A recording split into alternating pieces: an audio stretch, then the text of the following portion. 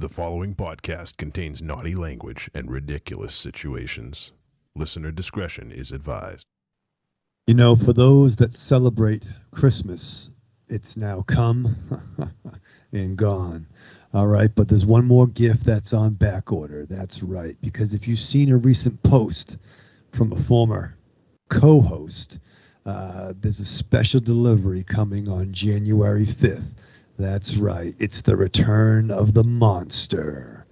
So, for next time, and more importantly this time, welcome to Trick or Treat Radio.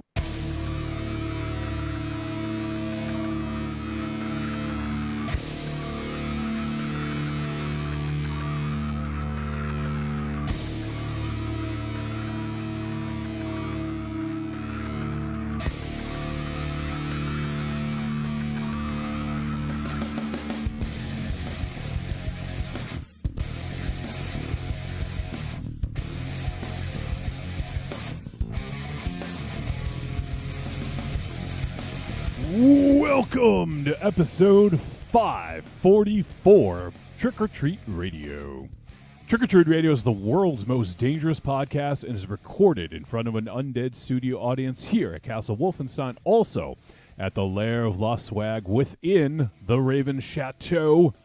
It is just the two of us, just Raven Shadow and I, and What do we call that, Raven Shadow? What's the name of our drive time radio show? It's Wolfie and Raven Shadow in the morning. Or in this case, a Thursday evening. Wolfie and Raven Shadow in the evening. All right, so yes, so it's just the two of us right now, and Aries he is on a godly sabbatical. Is that accurate? Would you say? That could be fair.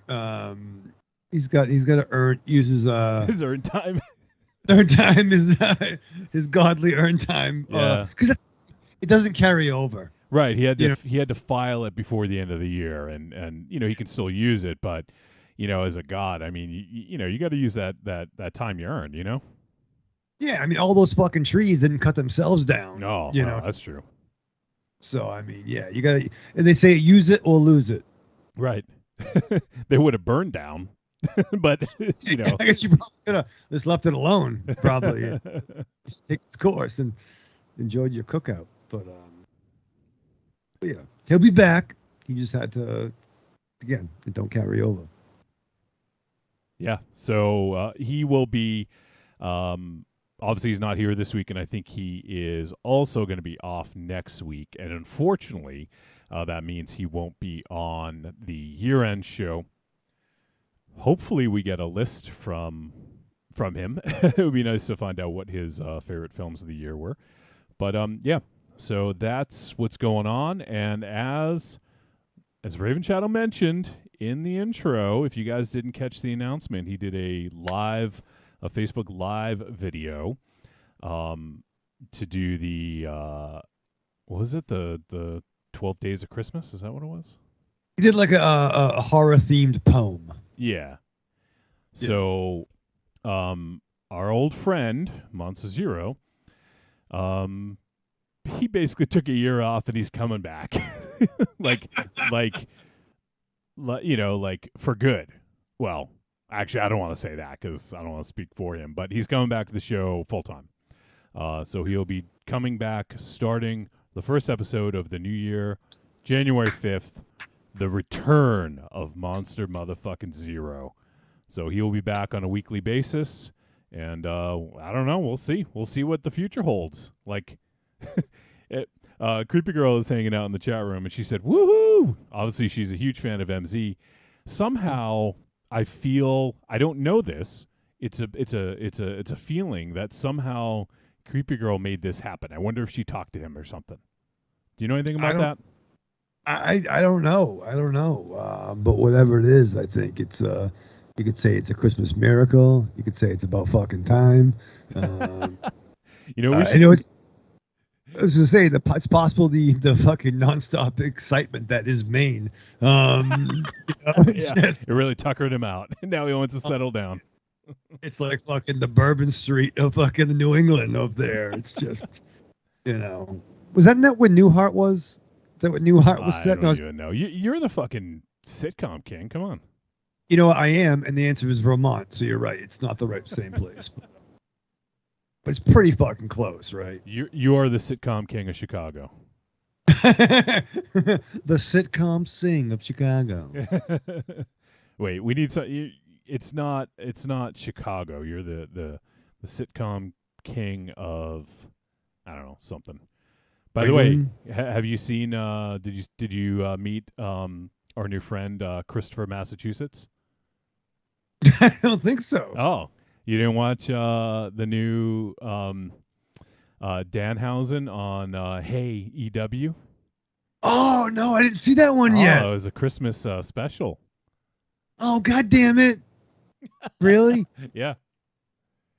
All right. I got to check it out. He kept calling Christmas Christopher, Massachusetts. Yes, and the Aspors. Yes. Oh, I fucking love Danhausen so much. I know you do.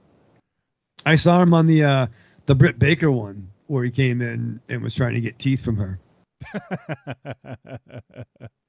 So in the chat room, let's see, we have Matchel of Omaha. What's up, buddy? I miss that fucking dude. That dude's the best. Matchel says, Merry New Year's Eve, Eve, Eve, my dudes. Well, Merry New Year's Eve, Eve, Eve back to you, Matchel. And he said, that's amazing news. MZ back.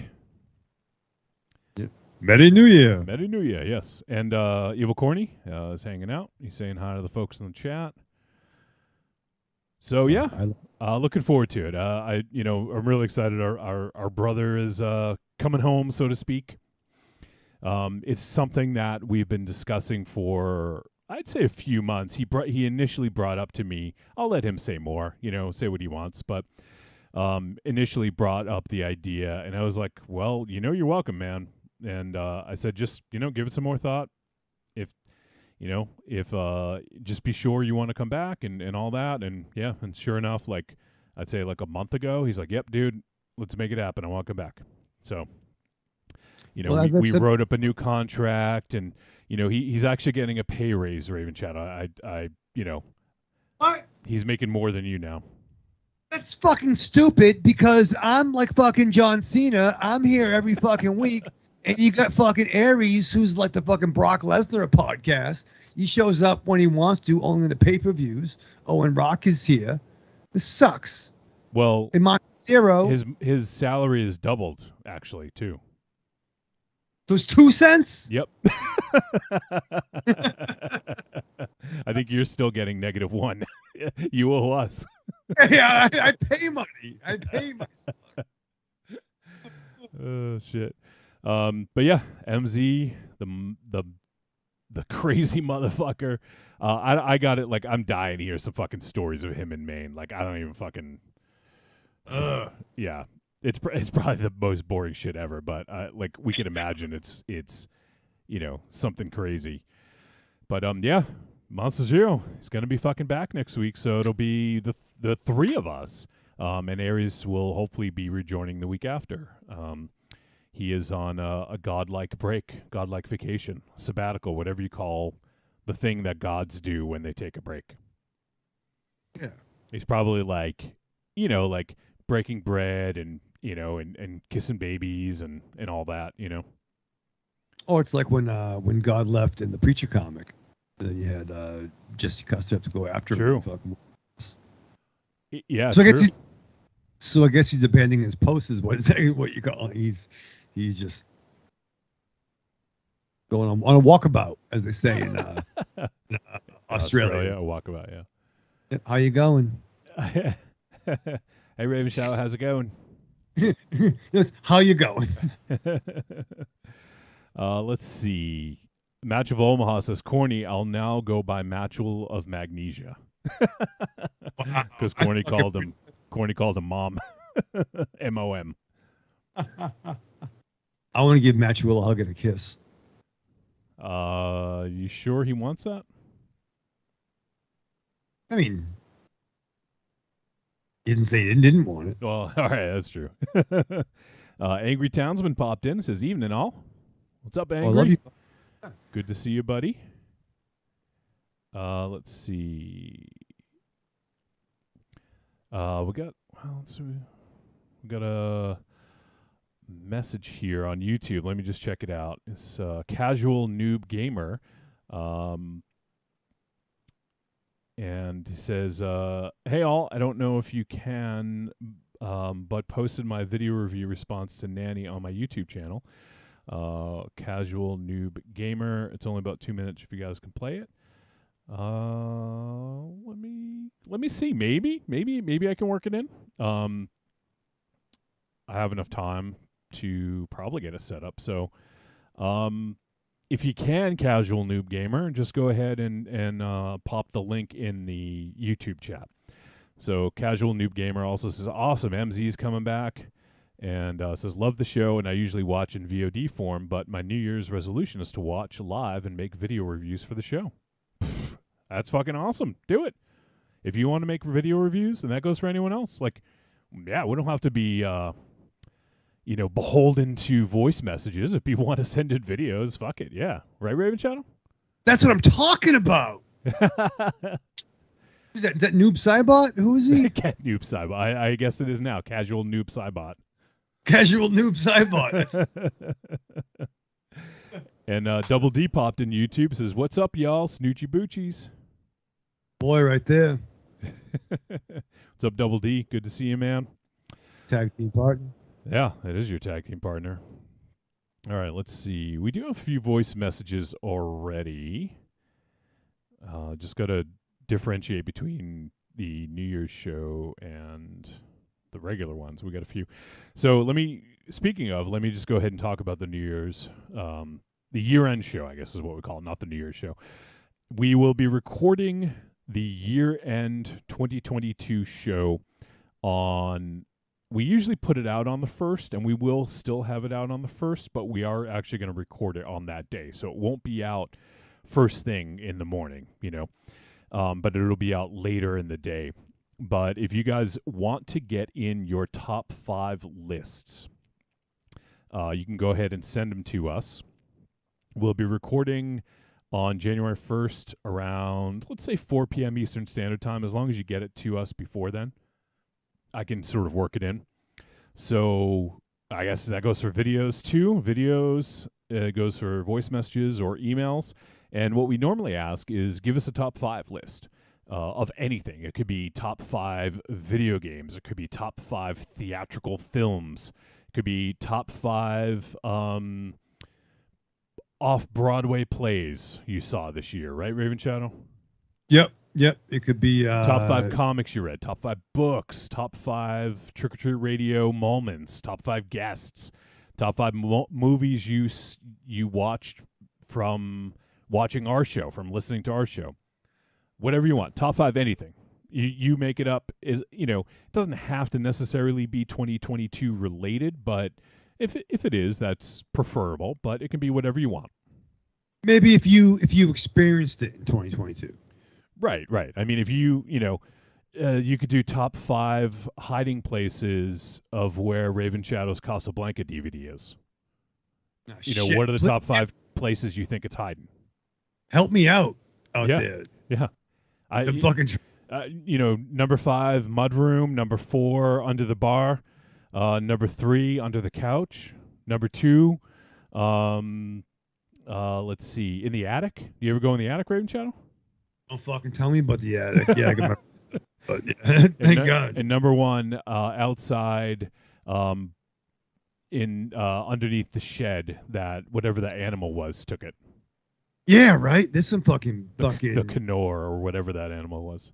Yeah, there's a big fat ass who runs into there. Whoa! Don't fat shame that animal. Well, he's not listening. I don't think he might be. He could probably hear you. You are at the room closest to the shed, right? A little bit far. I'm actually the room farthest away from the shed. Oh, that's right. Okay, I'm thinking. Yeah, you're right. Yeah, but they do have. They might have. Some. You're right. You know your own house. Okay. Thank you. I mean, a little bit. Some nights better than others, right? I'm like, I don't know why that's there. Oh, Creepy Girl has one. Top 5 excuses Raven Shadow didn't watch the movie. Yeah. Creepy Girl, I thought we were down. And yeah, so if you guys have top 5s for whatever, you can come up with it. Send them to podcast@trickortreatradio.com and go ahead and just put the year-end show in the subject, just so I know what it's for, or top 5 list or whatever, and send us any top 5 list you want. It could be anything. You make it up, and we'd love to hear from you guys. Let's see.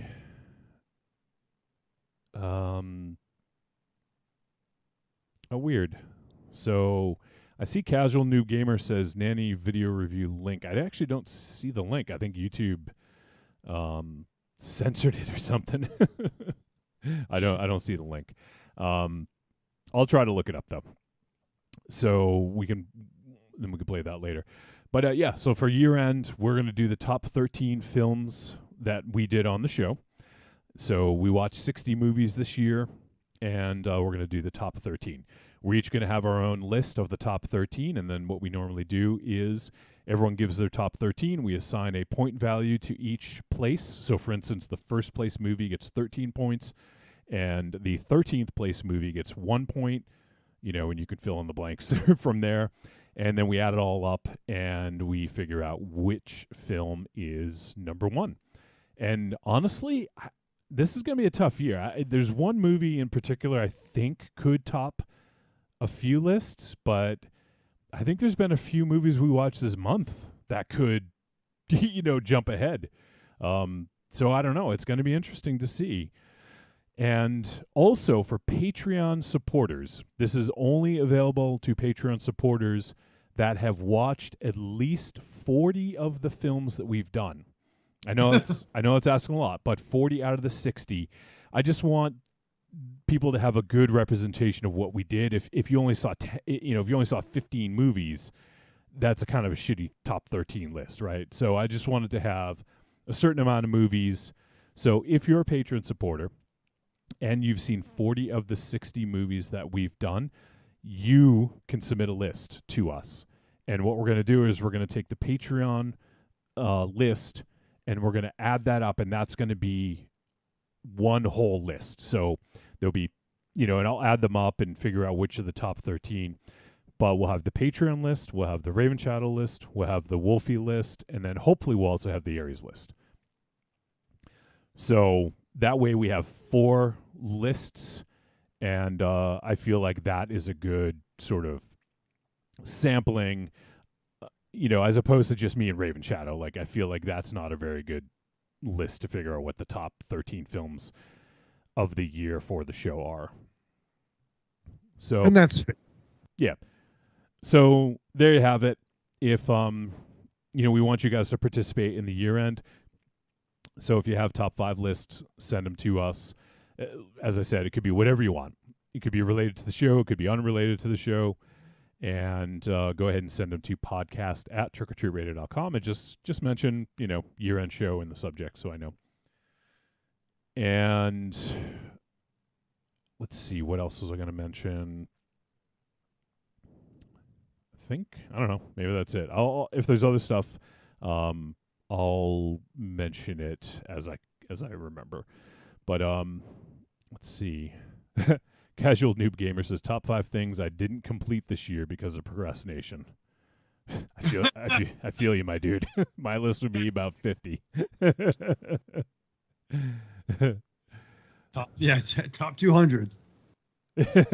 Top 200 things I didn't achieve this year. So yeah, awesome. Hope to hear from some of you guys, and we're going to record that once again Sunday, January 1st around 4 p.m. Eastern Standard Time. So if you guys want to take part, just send in your voice messages, your videos, or your emails prior to that time, and make sure that it's included. And another note about the Patreon listeners. If you're a Patreon listener that has watched at least 40 of the 60 films, And by the way, I have a list. I posted it up on Discord. So if you're not already part of Discord, you can go ahead and I guess shoot us an email, or if you're not on Discord, and I'll send it to you. Or you can look on our Letterboxd. We list all the films there. Or just kind of scroll through the website if you wanted to as well, although that would probably take a little longer.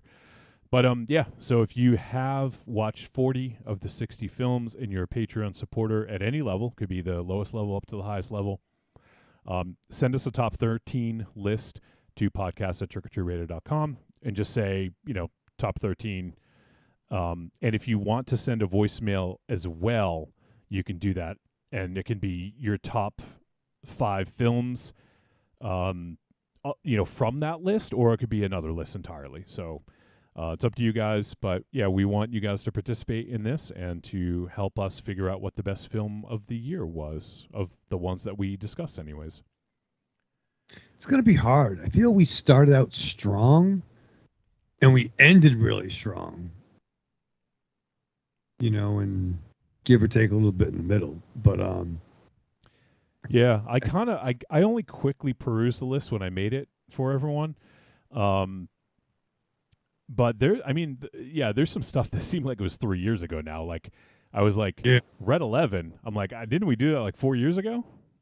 That was the Robert Rodriguez movie that he did with his kids. Oh my gosh, is that this year? That was the first episode of the year, yeah. So, and there's some other ones that I'm like, holy shit, we really do, like Ghostbusters Afterlife? It seemed like we did that 4 years ago. But did we even do that? We did. Did you even look at the list I sent you? Not yet. It's on my phone. All right. Sorry, John. I didn't want you to hear like this. I appreciate it. I need to send it to my work email so I can print it out. It's okay. I mean, it's we hadn't finished watching all the movies until, like today's the last show of the year, so I didn't work on my list yet. So sure. I mean, I didn't finish watching all the movies until 5 minutes before you logged on. That's why I was all ready to go, but I figured I'd give you a few minutes. You know what, Raven Shadow? New Year's resolution, we're starting on time next year. Or more on time, okay? Is it, but if it's our time, though? All of us, we're going to endeavor to start on time. Thank you. Because MZ is going to be back. You know how he hates being late, and he hates staying up late. True. No, I can accept that. And that's not something he said. I just feel, you know what? Like, that's something we should do, because when people tune in for a live show, and then they're like hanging out and we don't start till 8:30, and then they're like, you know what? Well, maybe they're not doing the show. I'm just going to go fuck off and go do something else. And that's fair. And we've been discussing some ideas about maybe doing some other video conference setups, so maybe we can work on some slowness yeah. I'm with that. I like that. So we'll endeavor to be better about time, and I know MZ will always be ready whenever we tell him to, so he won't be an issue. And the Aries too. It's you and me. yeah, it's fair. Oh, and Creepy Girl says that's hilarious, but I hope it's true. Well, Raven Chow, you don't want to disappoint Creepy Girl, do you? I don't. But I'm not sure what am I disappointing or not disappointing for. If we aren't on time, starting in the new year, we'll disappoint her. She's not saying that, but I'm reading between the lines. Girl, we will endeavor to be on time. What does endeavor mean? You know what I mean? Just fucking to try really hard. Right? That means the kind of like, you really wanna. It's funny, like, for... You are right, though. Like, that's essentially what it is. So Yeah, so you know, so you're gonna sound smart. Just say try really hard, but fine, endeavor. And Match of Omaha says Raven Shadow's top 5 list of lists not read. It's true. This is top number one, I guess it would be. Casual Noob Gamer also says, I have horrible memory, so I want to start using my YouTube channel to document video reviews of different media, games, movies, shows, books. That way I will have a checklist of what I've consumed. Actually, that's a great segue. I have it in the bedroom. I should bring it out, but Marion. I don't want you to bring anything out of the bedroom. Oh, actually, I got lots of stuff in the bedroom I want to show you. No. No, it's cool. Just come over, sleep over. But no, Marion got me a book, like a film. I could probably get it, but it has, like, you know, directors and actors. You can write stuff down and comment. So starting in 2023, I'm gonna jot it down, and it could be interesting because depending on when I watch it or the state I'm in, it could be a funny thing at the end of the year. Can you also please list how many sittings it took you to watch it and how long? Oh, I will document that. Well, yeah, this will be a real time. Yeah, I'm going to start that with the first picture of 2023. So maybe highlights at the end of the year. Oh, Marion says it's a movie review logbook. Yeah, that's what I said. All right. Evil Corny says, will y'all still have guests like Rachel since y'all will be back with a full crew? And yes, we will. We will absolutely still, maybe not quite as often. I don't know. For a while there, we were trying to have a different guest every week, and it got a little exhausting to work it out. Let me actually I want to take a look at how we did. I think to start last year, episode 493, I wanted it specifically to just be the three of us. So it was you, me, and Aries. And then after that, we had guests. Let's see.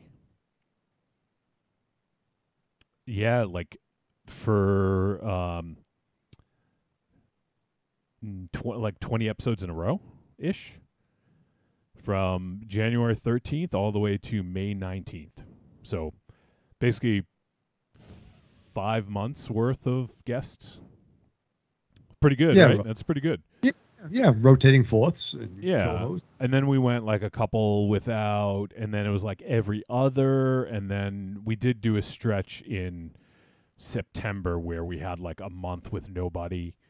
But typically it was every 2 or 3 weeks we had a different guest co-host, and that includes like Patreon takeovers and whatnot. But we had some great guests. I don't mean to do like a year-end kind of thing here, but we had some old friends.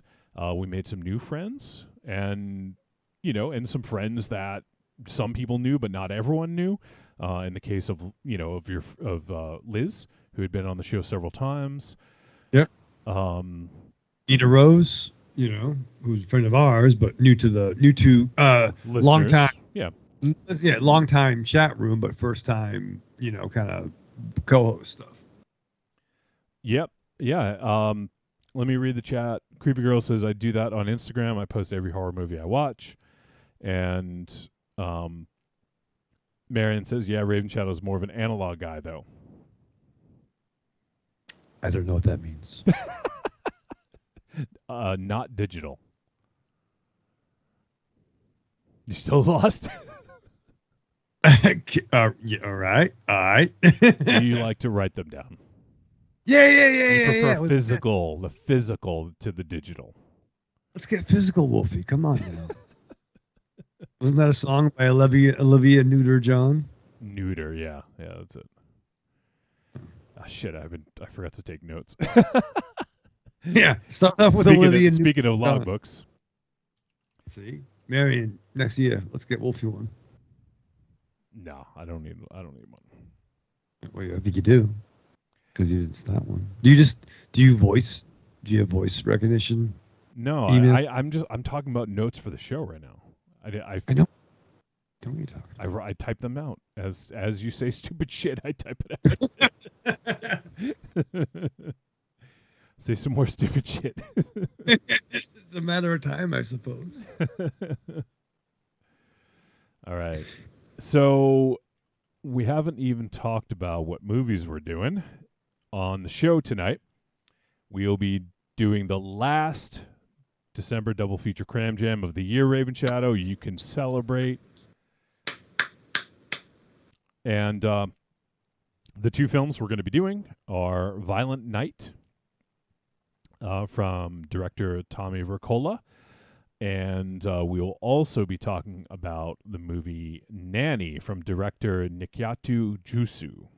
Or I hope I'm saying her name correctly. Jusu? But yeah, we'll be talking about both of those flicks tonight. If you guys have any thoughts, we do have some voice messages already. But folks listening live, if you have thoughts, feel free to send them our way. Podcast at trickortreatradio.com. And I feel like I'm forgetting something else, but maybe not. All right, Raven Shadow. So anything exciting happen in the world this week? Anything you want to talk about? Well, I did have a birthday, Johnny. Oh, You know yeah, what I mean? shit. I meant see, that was the thing I meant to mention right off the top. So we did talk about it last week. We said we'd celebrate your birthday this week, and you know, there's no fanfare, no streamers. You know, It's just two of us. There's no streamers. Yeah, it's actually the opposite of fanfare. Yeah, there's no one. There's no hello. But yeah, Raven Shadow celebrated a birthday 2 days ago. 2 days post Jesus's birthday. Yep, he was the opening act, and I'm the closer. Does that mean you're like cooler than him? Is that what that means? I mean, who's still on this mortal coil? Just saying. But it was very nice. I was saying that I hung out with Mary and my parents. We did go to a cool restaurant. I was telling you about that beforehand. But it was funny. This cool pizza open grill floor plan brick oven pizza grill floor plan. I didn't say that right. It's an open floor plan with like a brick oven pizza place. Is that better? Sure. That sounds good. Okay. It's really, really good. But they don't have, we sat down and they don't have, they had little, like, what do you call those? Not asterisks. What are those white and black things? Coupon codes? Coupon. Let me do this. Oh my God. What? What do you do? A QR code? Is that what you're talking about? Yeah. A Q. An asterisk? You said asterisk? I don't know what they are. I'm sorry, a QR code. Oh my God. Are you going to the mall today? Code. But yeah, so I'm trying to say that was a QR code. They don't have menus, so you got to like and like scan on your smartphone, and that's not good for me. That's dumb. That's dumb. Right? That's not hip. That's not cool. That's dumb. It's dumb, right? Okay, so thank you for backing us up on it. I didn't like that. Al didn't like that. Oh my God, Al probably found some fucking porn and got like, you know, he probably got like some viruses on his phone trying to find the menu. We had to move our seat. We were too close to the normies. He did. I was like, you don't have any real menus. And they're like, no, but their drink menus, they had real menus, which is weird. Of course. Yeah. I mean, they want they want to make sure people know how many drinks they get. But aside from that, it was a very good dinner. It was nice. I also got a cool gift from Evil Corny. I don't know if you could see this. It's a very sweet Deadpool mug. And it's cool. It's actually Deadpool. And you can't see it from the video, but he's actually very scarred and disfigured. So it's a great way to start your day. With well, you pour coffee in him, of course he's going to be scarred and disfigured. Yeah. And it kind of, because I have my own body dysmorphic shit, so it makes me feel better. So yeah, so thank you, Corny, for this awesome dope. It's my first Deadpool swag. I don't have any Deadpool swag, so that's pretty cool. So thank you, Corny. Thank you, Corny. But it's weird though. So yeah, so what's weird? Being 46. I don't know why. I'm having a slight hard time with it. It's gonna get worse. What's going to get worse? Well, as they creep up, but like, I think we're okay. You think Right. we're okay? Yeah, we still look pretty cool, right? We're still all right. Yeah, I mean, yeah, we still look pretty cool. It's well, I mean, it's not for us to say, I guess, but when you're younger and your parents, I guess it depends on what age, but your parents are in their 30s or 40s or even 50s, I guess, and like to you that's old, right? Like Right. an adult parent, that's old, but yeah, but now to me, like thinking of like someone that's like in their 50s, like that's not old to me, because it's so close. It's like, we're almost there. Speaking of co-hosts, you know what I mean? Yeah, speaking of one co-host who is over that line, who's coming back next week. We won't name any names. Right, but like I was actually thinking about this the other day. I mentioned to Marion, like when we get to like the old folks' home, it should be pretty fucking cool, right? Because at least those of us that survive, probably talk about cool music. We're still enough where we can get like, oh, let's put that Pennywise record on, or with technology. Like old folks home could be when we get to old folks home, it could be like fucking a party over there. It could be like a rave. Maybe it'll be in the fucking metaverse. Yeah. I just blew your mind because you don't even know what the metaverse is. No, is that the fucking? Is that like who's it? Bram Stoker? Who's the kid? Bram Zucker? Stroker. Bram Zucker? Who's Zuckerberg? Bram Zucker. Is it Bram Zuckerberg who created Facebook? What was that movie? What is that movie? Is it Zuckerberg? Mark Zuckerberg, that guy. All right, yeah. Oh, I'm sorry, Mark. I'm Mark Zucker. Should be Bram. Bram Zucker. That's his new name. Bram Zucker. Hi, I'm Bram Zucker. I am gonna sell you the metaverse. Come with me into a world of virtual reality. Pure imagination. Yeah. Is that like where does James Cameron go? He goes to Waterworld. Goes to Waterworld. Yeah. It's a movie. Well, no, I guess he would go to Pandora, right? Pandora. Yeah. They create. Is the metaverse like Pandora, like a fake world? Yeah, I mean the metaverse is like, for instance, you would put on a virtual reality headset and you would enter into a fully digital world and do whatever basically do what you want in the digital world, while your body stays in the physical world. I mean, that's cool. That would have been awesome in high school. But like, I'm just saying, like, I think we'll have cool cats to talk to, like for those that survive, or like, yo, and be like, oh, I read Teen Titans back in the day.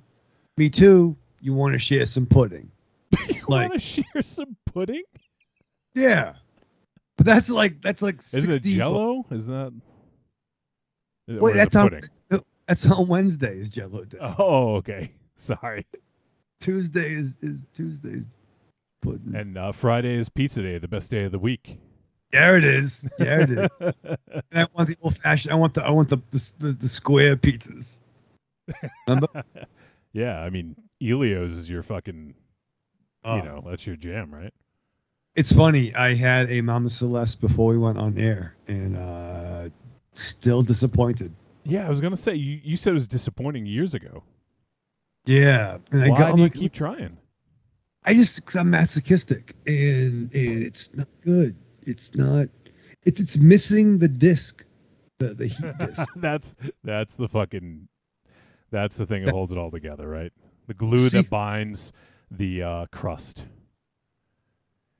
It's just wrong. I mean, like it's just not good. Ollie didn't like it. Well, Ollie's not supposed to eat it. He didn't eat it, but he saw the look on my face. He didn't even want to bother you for a treat after. Yeah, like, this shit is so sad. He didn't bark at all. He was like, Daddy just needs some. Matchel of Omaha says Bram Zucker sounds like a small-time Star Wars criminal. Sure. I guess it's kind of like Zuckus. Yeah, that's what I was thinking. I said focus. Yeah. Zuckus. Mama Celeste, Zuckus. Ooh. What was it? Mon Mama Celeste? Mon Mothma Celeste. Mon Mama Celeste.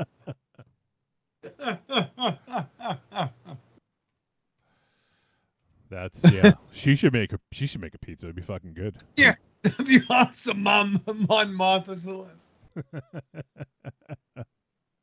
Funny, corny. You like that, don't you? Come on. Let's see. Casual Noob Gamer has a question. I feel like this is a good conversation, but we'll just do this quick. He says, do you guys feel the increase in Shudder original output and quality made finding movies for the show easier? Not necessarily. I mean, those movies would come out anyways, like whether it's on Shudder, whether it's on Netflix, whether it's just on VOD, whether it's on Screenbox. So it doesn't necessarily make it easier. Ask Raven Shadow if you could even figure out how to use Shudder. It's fucking hot. So either way, I don't know if it's easier. But I mean, it is good to see. I will say that it is good to see a lot of really good quality stuff popping up on Shudder and the different services, to really justify the subscription cost, and also so more people can see better films, So yeah, I think that this was actually a really strong year for Shudder. We don't typically break them down by streaming service, but if we were to do so, I would imagine Shudder would probably be the one that had the best films this year from the streaming ones anyways. So do you have any thoughts about that, Raven Shadow? I know, you don't do much of the programming of the show, but no, that's fair. I mean, Shudder. I mean, it's fun. They're trying. They're doing their thing. Good for them. They're trying. I like it. I like seeing the Shudder. It does. It's not like ooh. It's not like like I get excited by. I want to see what you're putting down. All right. Let's see. Our boy Denny, he says snack packs, baby. Yeah, baby. And Casual Noob Gamer says, "Oh my, getting from point A to point B is so entertaining with Raven Shadow." That's your fucking memoir, from point A to point B.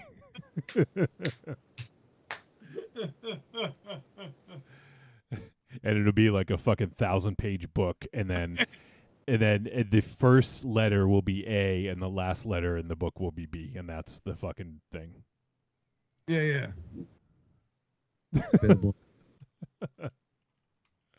From point A to point B with Michael Ravenshadow. Yeah, it's be a weird fucked up like that airplane from Indiana Jones just flying around. Oh yeah.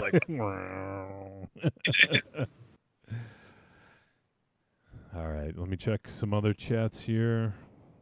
I think that's it. We got some good people hanging out. It's good to see some folks hanging and watching the live show. Hopefully, if we are more on time, maybe we will get more people checking it out next year. But yeah, the live. I mean, just I don't want to talk too much about it, but the live shows I think is where it's at. Like, it's so much fun. Like, I love having everyone be able to contribute with a comment here and there. I try to read most, if not all of them, if I can. And it's your best way to really sort of get into the conversation. And we've talked about that for the longest time, Raven Shadow, where it's just kind of like we're at the Denny's table, sitting there at 2 a.m., getting some fucking food, coffee, whatever, and just having the conversation, and that's kind of what it's all about. And if you guys are here in the chat room, you're part of the conversation. And that's the best too. Even like I'm listening to podcasts that I listen to where like you want to like shit, or you want to like jump in and say something, or right. Or you're like they're trying to think of something, and you're like Bram Zucker, motherfucker, it's Bram Zucker. And they're like, oh, what's that guy's name? Yeah. and that's awesome. And yeah, definitely hang out with us, man. Like, it's fun. It's we Yeah. want to hang. We want to hang with you too. Whoa, Bono and Edge? Well, I said we want to hang with you too, but I guess Bono. I mean, I'd rather Edge and Chris. So yeah, and then you guys can leave voice messages, or you know what? Like, I didn't really think about it, but if you want to leave videos, sure. You could send a link, or that's probably the best way. Or if you don't want to, you can if it fits an email, you can email it, or pop it in Dropbox or Google Drive, or some other cloud-based storage, and send a link. Also, that could work. So. But yeah, I think that's cool. Angry Townsman says, was Zuckus a bounty hunter? Yes, Zuckus was. Yeah, he's the little one. The little one. Little itty bitty guy. He's impish and whimsical. I have him on. I have a statue. Oh, you do? Yeah, I have the. You saw it, the Boba Fett boss. Right, yeah. The green one. Yeah, and I have my Han Solo and Carbonite phone stand next to it. Yep. I think impish and whimsical that'll be the name of Aries. His book. He's impish and whimsical god of war. Oh man, let's see. Well, you know what? Maybe we'll get to talking about some fucking movies. What do you think, Ray Shadow? I do. I kind of want to discuss the Hellboy one. What? Yeah. The Hellboy one. The fucking David Abba. David Abba? Isn't that his name? He's Captain Russia. He's what's his name? Shit. Red Guardian, right? Corny. Red Stranger Things. You just called him Hellboy. You called the movie Hellboy. Did he? I said Hellboy. Did he not play Hellboy? He did play Hellboy. Well, I'm showing him respect by. Why don't you? He just played fucking Santa Claus in this movie. No. Why don't? Why like? Do you think Hellboy is a more popular character than Santa Claus? Oh yeah. No. Come on. Well, in Brazil. What? Yeah, but the Ramones are huge in Brazil. They know where it's at. What are you talking about? Brazil. You're saying people in Brazil don't know who fucking Santa Claus is? They know who he is, but they don't give a rat's about him. How do you know that? Well, because I have Brazilian friends. Okay. Oh, you're like, I've been to a Brazilian steakhouse once or twice. Yeah. I had a Brazilian wax once. No, I didn't. That'd be fucking terrible. I'm not strong enough for that. We went to a Brazilian restaurant. Thank you, Wolfie. Yeah. I don't. I just don't think I'm gonna poll. Do you have any Brazilian listeners? Who's better, Hellboy or Santa Claus? Or Jesus Christ? Jesus is pretty over in Brazil. That's fair.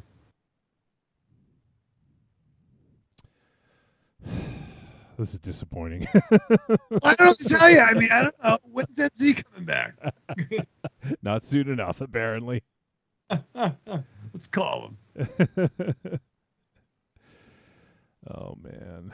I don't even know what the fuck I was doing. Jesus Christ. We should get ready. We'll do the, do we have any Patreon slinging? Any kind of, support the show, keep us going. All the money goes into the show directly to help it. Check out the Trick or Treat Radio, volumes 1, 2, and 3 of the greatest hits. Stop. Stop. Trying to help you, Wolfie. I don't need help. I thought you did. I thought you did. Your help. Well, I got mixed signals. So, I remember we were talking about Violent Night. Thank you. And then you said, "Oh, Hellboy." Yeah, Hellboy. I said the Hellboy movie. I really wish. Where is Aries? Where is he? Get him on the horn. Someone give him a call, please. Oh man, I don't even know where I was going to go with that, but yeah. Oh yeah, I was talking about the movies we were discussing. So we're going to be talking about Violent Night and Nanny. Violent Night will be first up, and I guess we will just wrap this up. Patreon. Speaking of Patreon, we will be doing our annual Patreon special for January, in which it is a companion piece to the year-end show. So typically what we do is we give our Dear God No awards, we give our own personal top fives. Do you know what your top five is going to be yet, Raven Shadow? You don't have to say, but do you know what you're doing yet? I know. I'm pretty confident. I know one top five right now. One top. How many top fives are you doing? I guess five, right? Wait, you're doing top five lists? So you're doing 25 things? Yeah. No, but like top five, I know one that's going to be in that top five. Do you want to tell folks what you're doing, or would you rather keep it a secret? I thought I did. They know. I'm in my top five favorite movie. Wait. No, we always do on the Patreon. We do a top five of whatever we want. I do the top five metal albums in the past. You've done top five comics or whatever. That's what I'm talking about. Okay, I don't know that. All right, we'll figure it out. You got a few days. All right. Top five jobs that Bram Zucker has gone on as a bounty hunter, right? Yes. He's good. That boy good. That boy good, yeah. All right. I'm just so thrown off right now. I don't even know what's going on. Maybe we should just end the show. I'm just kidding. Let's see.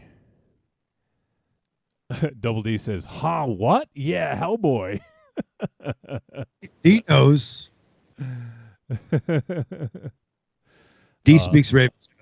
Casual Noob Gamer says the choice is always Jesus unless you want to spend eternity with Hellboy. Honestly, I think I'm down for hanging with Hellboy. He's got pancakes and likes kittens. Yeah, no offense, anyone or what they believe in, but I'm down for hanging out with Abe Sapien and Hellboy.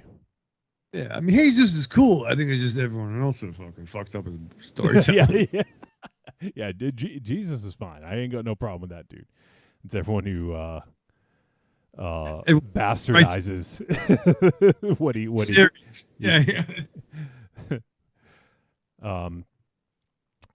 All right, so let's move on before we get in trouble.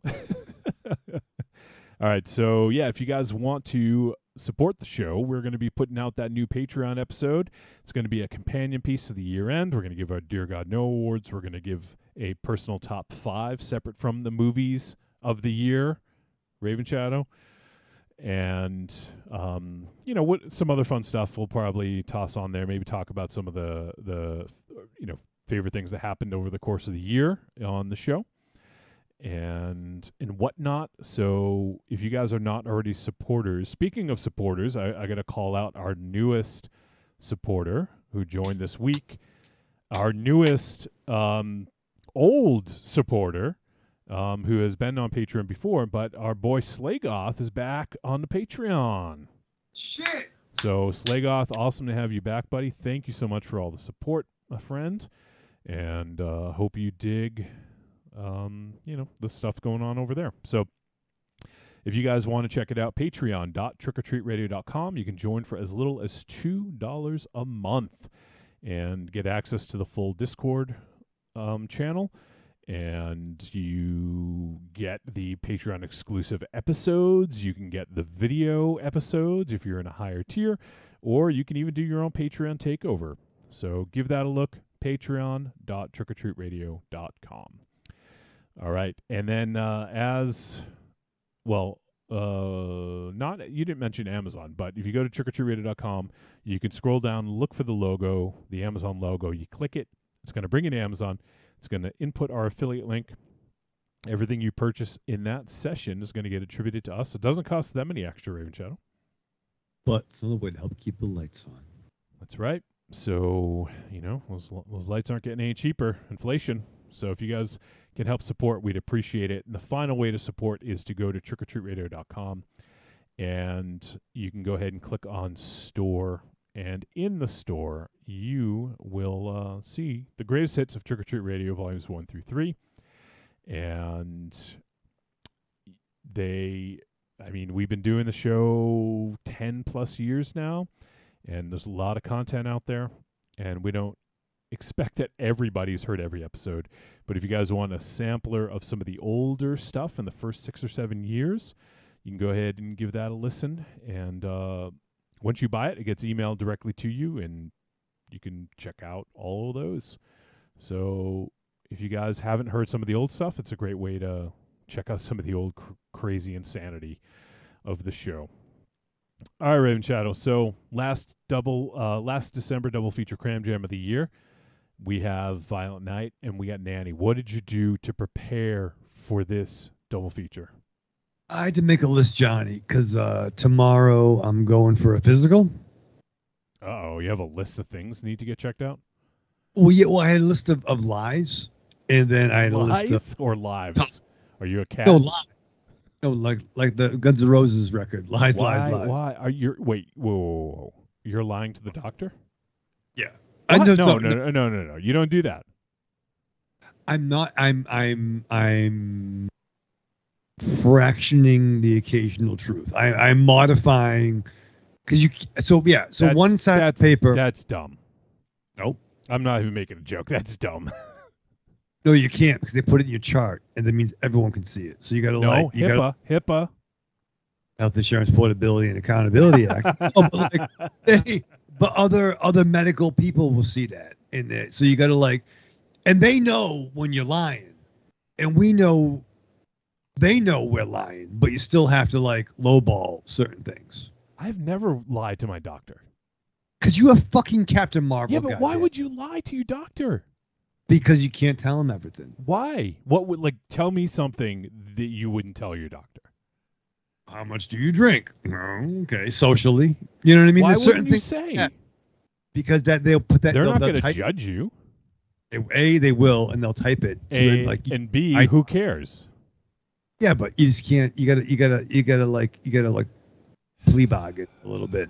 But then I this is a list disappointing. Of yes. I'm disappointed in you, Raven Shadow.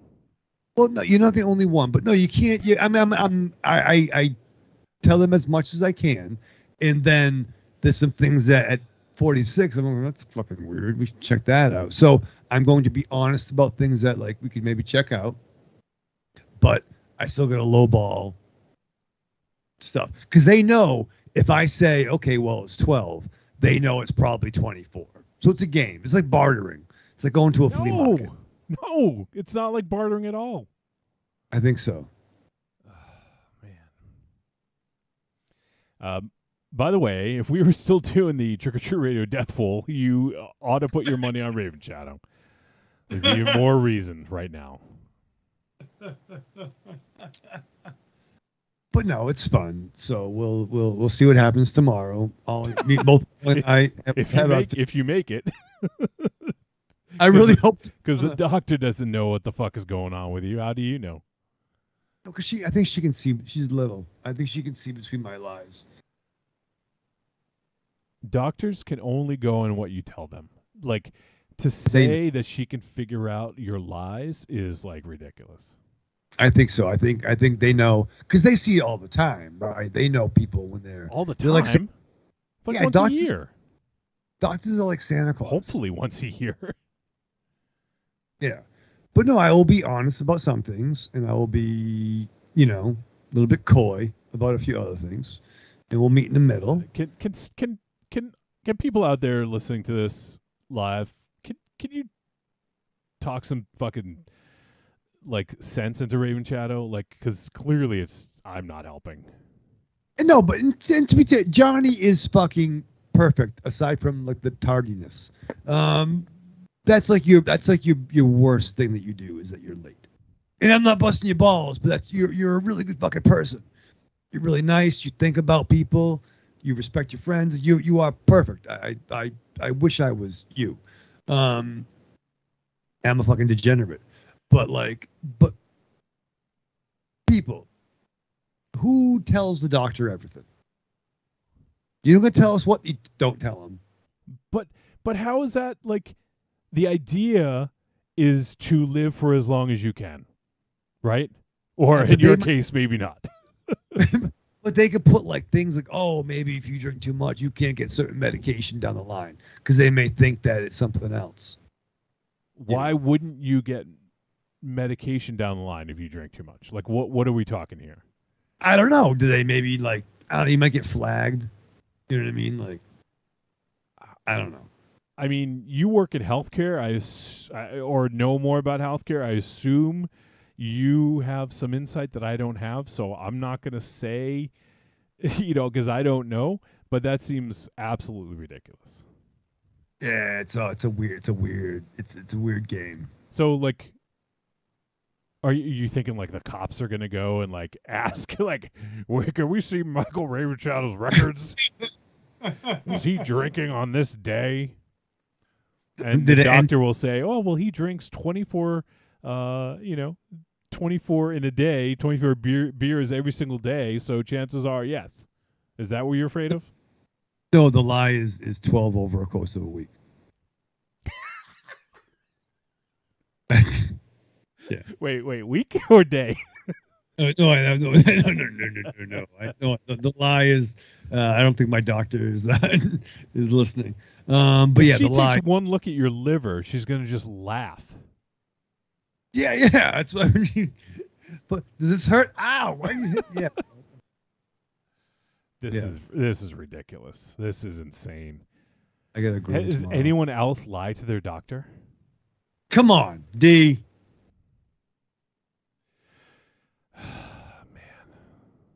All right, so I guess Casual Noob Gamer says this has to be a shtick. Casual Noob Gamer, I wish this was a shtick. He is being 100% honest with us about lying. Oh, this is a total shoot. This is a total shoot. I'm sharing with Noob Sidebot right now. Oh man. All right, well, hey, put a bow on it, Raven Chow. Yeah, so when you get ready to go to your physical and you work out your list of lies, you better believe. That's right, Paul. The following message is a paid advertisement for the Cult of Muscle podcast. The Cult of Muscle. You're either in it or you're dead. It's the dawning of a new age. The halls of Valhalla have been shuttered. The heroes of yore have either retreated to the shadows or taken to capering for the amusement of the small folk, their past glories a distant memory. The barbells have been torn from their once puma-strong grips, the beards shorn from their square jaws, only to be transplanted onto flannel-clad, puny weaklings with fingers barely powerful enough to strum a ukulele. The time has come, my brothers, to restore order from the chaos. No longer will our heroes be forgotten. No longer will their great deeds be viewed through a foggy lens of irony. Hear now our rallying cry as we scream it from the mountaintops, as we bellow it from iTunes and Libsyn and Facebook. It's time to join the cult, my brothers. So don your cloaks and enter the Cult of Muscle. I'm Alex West. And I'm Andrea Subasati, and we're from the Faculty of Horror podcast. And you're listening to Trick or Treat Radio. You go through your week with the same old routine. What you really want is some blood and thunder in your life. Well, friend, you found it. The Cromcast is an adventurous journey through the history of two-fisted pulp stories. With your hosts, John, Josh, and Luke. We have action, horror, and adventure, all through the lens of pulp luminary Robert E. Howard. Don't just stay in your ordinary life. Find your pulp life at thecromcast.blogspot.com. The Cromcast, The Cromcast. The Cromcast. a podcast for the barbarian at heart.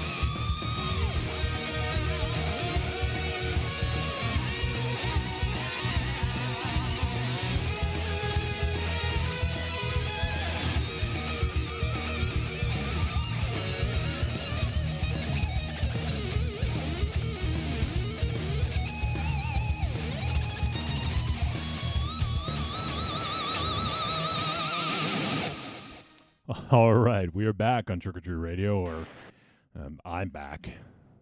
Let's see how long it takes Raven Chow. You know, I'm gonna time this. I'm gonna time this and see how long it takes him. Stopwatch. All right, there we go. We'll add a couple seconds. So it's just the two of us. So of course he's gonna be late. But let me check out in the chats. See if there's anything to talk about here. Oh, okay. Other people are saying they lie to the doctor.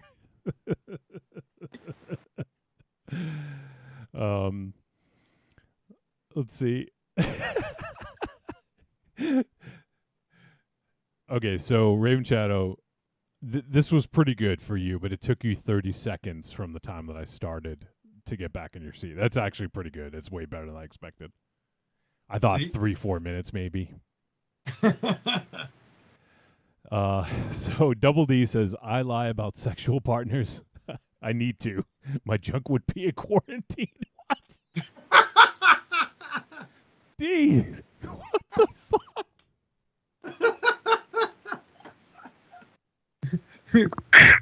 Lockdown. But what if I'm not gonna, like, what if they like want to say, oh, well, you should do a you know, like, let's get you tested or something. Do you not want to know the results? Yeah. He says doctors don't need to know that. Yeah. Well, you don't have to give them, you know, phone numbers and address. You know, maybe a ballpark for that. You know, you don't need to tell them exactly, but maybe, you know, between 2 and 40. You know, I don't know. Like, give a ballpark on that, right? All right. Well, let's see. Match of Omaha says, I finally fessed up last year about the weed, and now they bust that out each visit. So he says Raven Shadow ain't 100% wrong. Matchwell says you tweak the narrative for the doctors. Yeah. For the doctor's sake. Yeah, because they don't hear certain shit. And Marion says, yes, I also fibbed to the doctors about my drug and alcohol consumption. I guess I don't know, like, maybe because I don't drink or do drugs, but like, I just don't know why, like, that's something that they probably would want to know. Like, they take care of your body, like, they can tell you if something's wrong. And if you say, oh, I got a pain down here, and you have no history of like excessive drinking, like, they might not know where to look or something, right? Right, yeah. But some things, you know, it's when things are really bad, like, okay, well, you know, all right, I'll be honest with you, I'm doing this. But like, you gotta play a game. It's like negotiation. No, it's not a game. It it's is your though. Fucking health. Your But, health like, is in yeah. the game. But they can put stuff on your chart that other people can look at. Who's going to look at your chart? Other like medical people So? and stuff, and they make an Okay. assumption based on Who cares? that. But it might limit certain things. So you gotta like, it's all like it's like a negotiation. No, it's not a negotiation. Yeah. Oh, you people are insane. See, my people. Yes, thank you, everyone No, out there. I said you people. Yeah, no, well, it's fair to say the dregs tend to gravitate to each other. So, All right, so Marion has some thoughts. Let me read. Marion says, my mom, an RN who used to work in the ER, was taught that people who drink tend to underreport their consumption, while people who take prescription meds overreport what they need, so you prescribe them more. Okay, well, I guess I don't... So the over prescription is like, oh yeah, right, but don't they prescribe, like, I don't know, like, don't they control the dose? Not you? Yeah, but I mean, you could take more than you're supposed to, I guess, but they could say like, oh, take some Tylenol. They're like, oh no, it doesn't work on me. I need something stronger. So you could advocate more because you want to be as happy as a pig on Percocet. You know what I mean? Like you want the harder stuff. Theoretically. All right. Let me read some more. Marion says, because they judge you, Wolfie. It's a doctor though. Like I don't know. Like you're not posting on like social media, for everyone to see forever. It's a doctor, and they're Raven Shadow just said HIPAA. Yeah, but they put stuff in their notes and they can type shit and it'd be like, oh, this guy likes to have a couple of 6-packs, so I guess he can't have Vicodin when his teeth is pulled out. It could be weird. You can't. Oh, I see. So you've run into something here. No, not yet because I played a game. But what? All right. I wish Aries was here. Where the fuck is Aries? But like, you know, it's not seeking behavior, but you got to find the line. Like, not that I want. I mean, unless you got some, but no, I don't want. I don't want anything that I need. But if I need something, I don't want anything I need. Right. No, I don't. You just don't want it. You just gotta be a little bit coy. No. It's like the courtship of Eddie's father. Remember that show? No. Marion says, and they do judge you. My dad was an alcoholic, and his doctors and nurses treated him like garbage toward the end of his life. Well, that sucks. I mean, I'm not, like that. You shouldn't be treated like garbage no matter what. Like I mean, that's not right. But I don't think it's a reason to lie about it. I don't know. Like, because then if something happens, they have all the information and can make a determination. And so I will say this, probably put a bow on this, but unless there's a real need, so yes, I'll speak for myself, unless there's an issue that, okay, well, maybe this really is a thing. But if there's not really a thing yet, that's when you do the low ball. Okay. Unless you really have a concern, and it's like, all right, well, it's so much more than I told you. And they're like, I fucking knew, motherfucker. So, like, if they say, like, how many sexual partners have you had in the last year? They're like, is it, between, 0 and 2, 3 to 10, or 10 to 1 million? Like, are you going to lie and say 0 to 2? What's different? Well, no, I don't mean you specifically. I just mean other people. Like, I don't know. It's just... been a 4-year relationship, Wolfie. But yeah, no, I mean, right, well, yeah. You would, I mean, I think in that case you would lie to whoever you're dating. Oh, jeez, now we're getting into. All right, let's not go into. Well, I'm saying sometimes you gotta not lie, but you gotta fracture the occasional truth or modify the occasional truth. Casual Noob Gamer says, I think the disconnect here is what is Raven Shadow lying about. If it's a third nipple, then I'd say no harm. Do you have a third nipple? I don't think so. Oh, okay. No, I don't. No, I just got two. I got two nipples, one for each.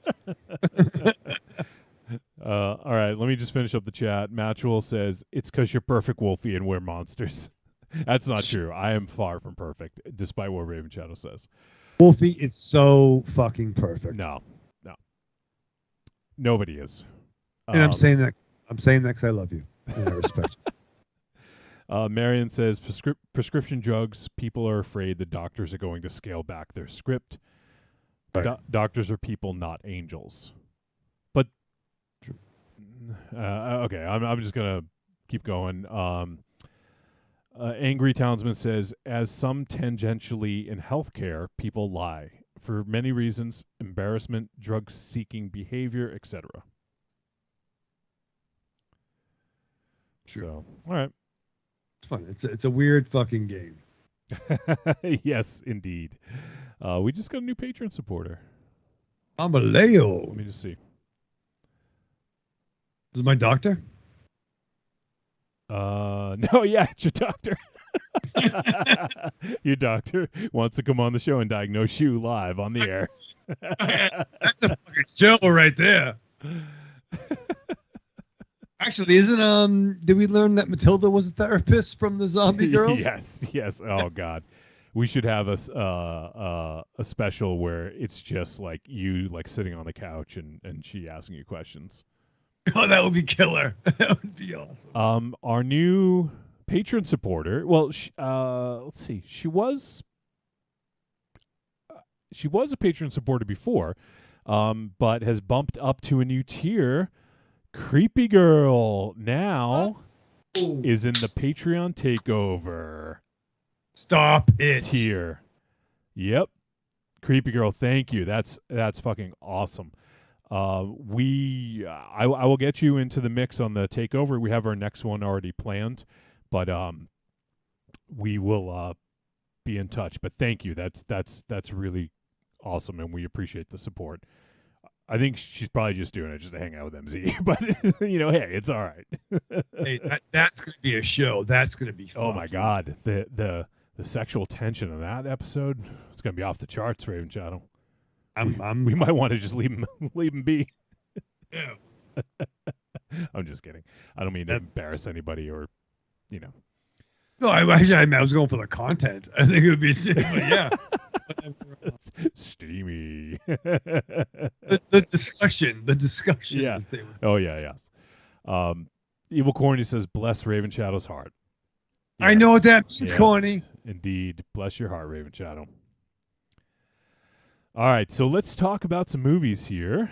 And first up, we are going to talk about Violent Night.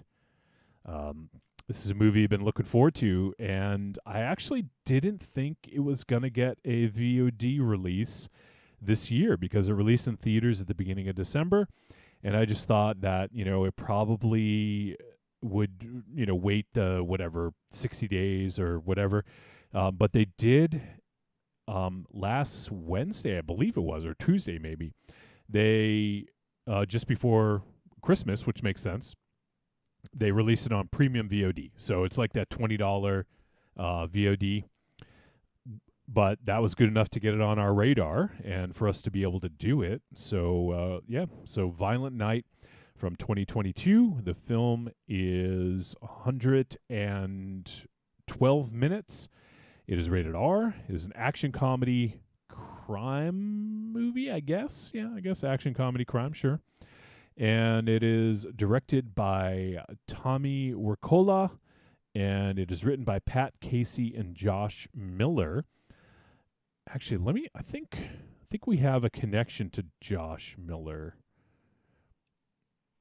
Let me see. Yeah. I'm pretty sure. Let me just double check on this. I don't want to speak out of turn, but one of the writers we have a connection to.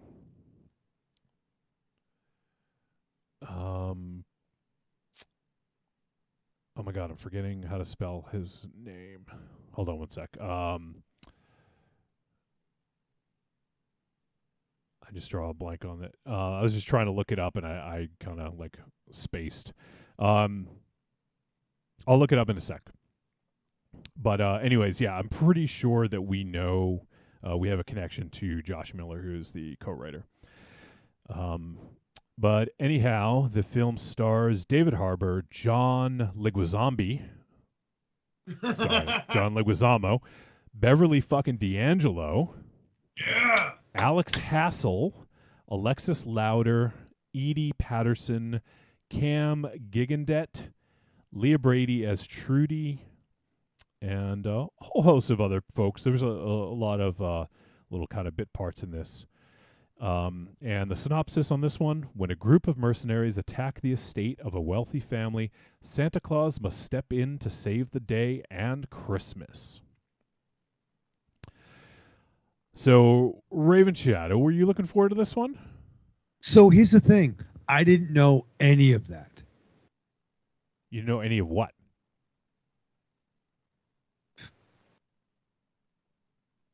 The fucking Crucible. The fucking thing you just said. The plot synopsis. How did you? So you watched the movie and you didn't know who was in it? You didn't know what the plot was after you watched it? No, I knew it was the Aries motherfucker looking doppelganger, and it was Santa Claus, and there'd be stuff running. So what I'm trying to say is I didn't know. Heading in, you didn't know anything about this really, other than okay. That's what I'm trying to say. And I truly thought the picture we watched last week with Rocky was this one. Great that I figured it out after watching. And that was before. I mean, I figured it out at least 45 minutes in, and that's not fucking Hellboy. But I didn't know it was gonna be, and I was kind of like, you know what? I'm kind of good with like Santa being a killer movies. Got that one. What was it? Bloody Christmas, Bloody Christmas, Bloody Christmas. Christmas, Bloody Christmas, which was a fine treat. But I didn't want to watch them the back-to-back Kill the Santa movie, so I was happy to be surprised that it was Die Hard meets The Night the Reindeer Died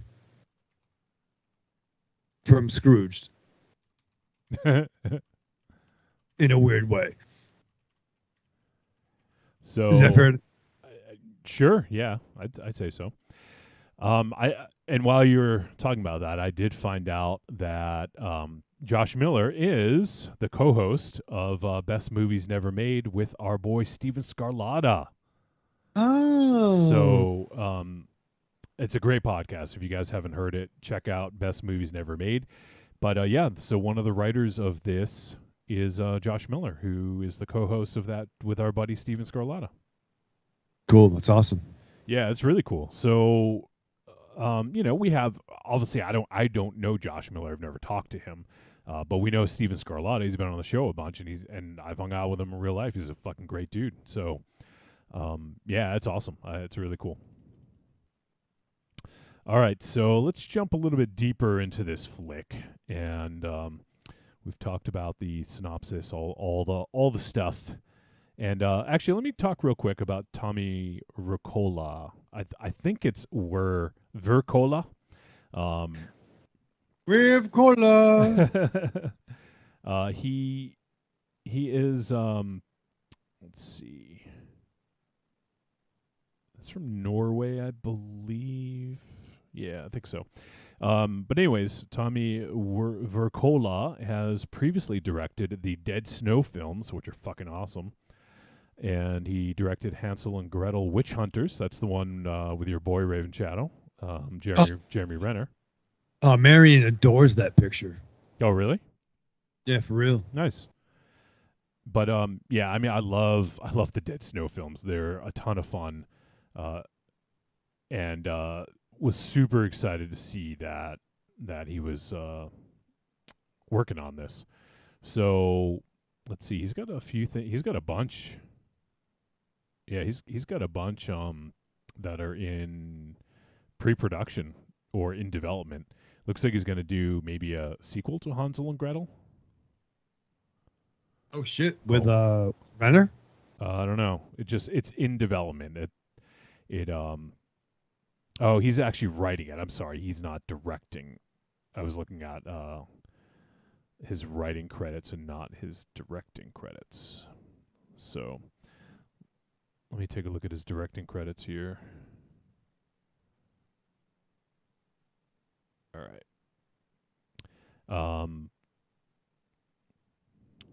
And okay, so yeah, he's not directing it. Okay, so it's not coming up on his. He does have a movie in pre-production called Spermageddon. All right, what? I'm intrigued. That's funny. All right, so anyways, yeah, so Tommy Vercola is a pretty awesome director, so I was really excited to see that he is helming this one. And this is, I'd say, maybe his biggest film to date. Maybe this is a little bit bigger than Hansel and Gretel. But it's got a great cast. It's got, as we talked about, David Harbour, who's now slowly becoming an action star, which is pretty crazy and good for him. And also John Leguizamo, who I haven't seen in a lot of stuff lately. I know he's still been acting, but his stuff hasn't come across, in the stuff that we've been watching. So, I mean, can I say one thing about him? Sure. Just one thing, though. Just one thing. I'm a big John Leguizamo mark. I love the dude. Lately it seems like he's had the small parts in the John Wick pictures. I think he's been in all three in some form or. But what I loved about this is that he came in and chewed scenery, and this is an absurd premise. But I think he had a certain level of gravitas that I really loved what he brought to this movie. All right. You know what I mean? We'll get into it. Yeah, I'm gonna hold back some of my thoughts about Leguizamo because it gets a little bit deeper into the weeds in this, so I just want to hold off. But I thought it was fucking awesome to see Beverly D'Angelo in this. I actually didn't quite recognize her at first. Same here. I was watching this Marion the other night, and I'm like, is that Beverly D'Angelo? She didn't quite look like Beverly D'Angelo.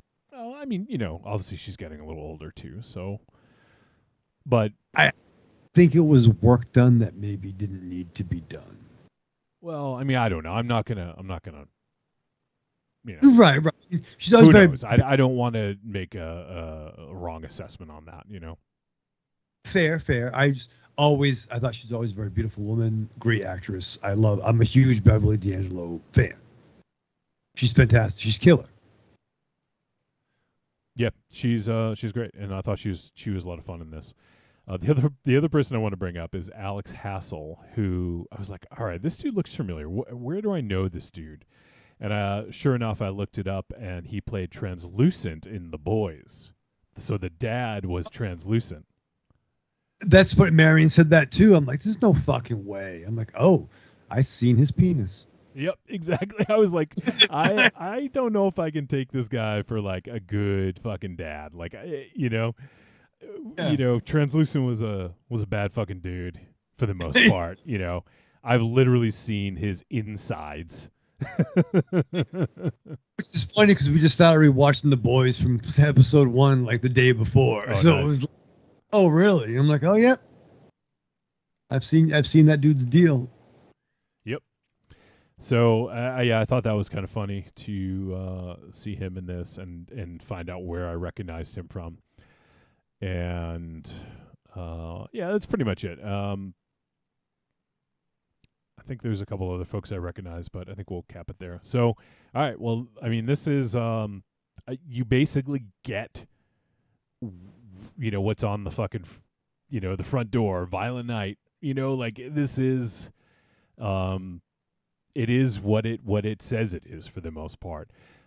So in this, David Harbour plays the actual Santa Claus, known as Nickmund the Red, which I think was an interesting variation on the lore of Santa. Like in this, it's not really spoiler because in this, like I feel like in some of the posters I've seen, he's holding Skull Crusher, his hammer, and basically he was like he was a bad dude. He crushed a lot of skulls. He killed a lot of people, and he eventually became Santa Claus. They don't really talk about how. There's a lot of things he doesn't understand, like Christmas magic. He doesn't really get still, but it's a thing. But yeah, it's. I thought that was kind of a cool take on it, and he had some the tattoos. He had some very Nordic sort of looking tattoos. He had like the Helm of Awe tattooed on him, and some other sort of knotwork and some other symbols and runes and stuff like that. So I think it's kind of an interesting take on it. And if they decide to make this into a series, which I've heard rumors, I could see them doing some interesting things with that. I would agree, and I love the opening scene of him in the bar, just getting just hanging, yeah. And then the other, it seemed like it was like it's almost like the Uno's restaurant after Rock and Shock. Well, all the mall Santas will gravitate towards this one bar, and like, oh, you're on the job kind of stuff. But little by little, and then in the first 15 minutes, he does hop on a sleigh. So it's not. You do find out that he's the real deal. But I love him getting his drink on, and I love the magical stuff he had. I loved his naughty list that he would bring up. Yep, that was a great effect.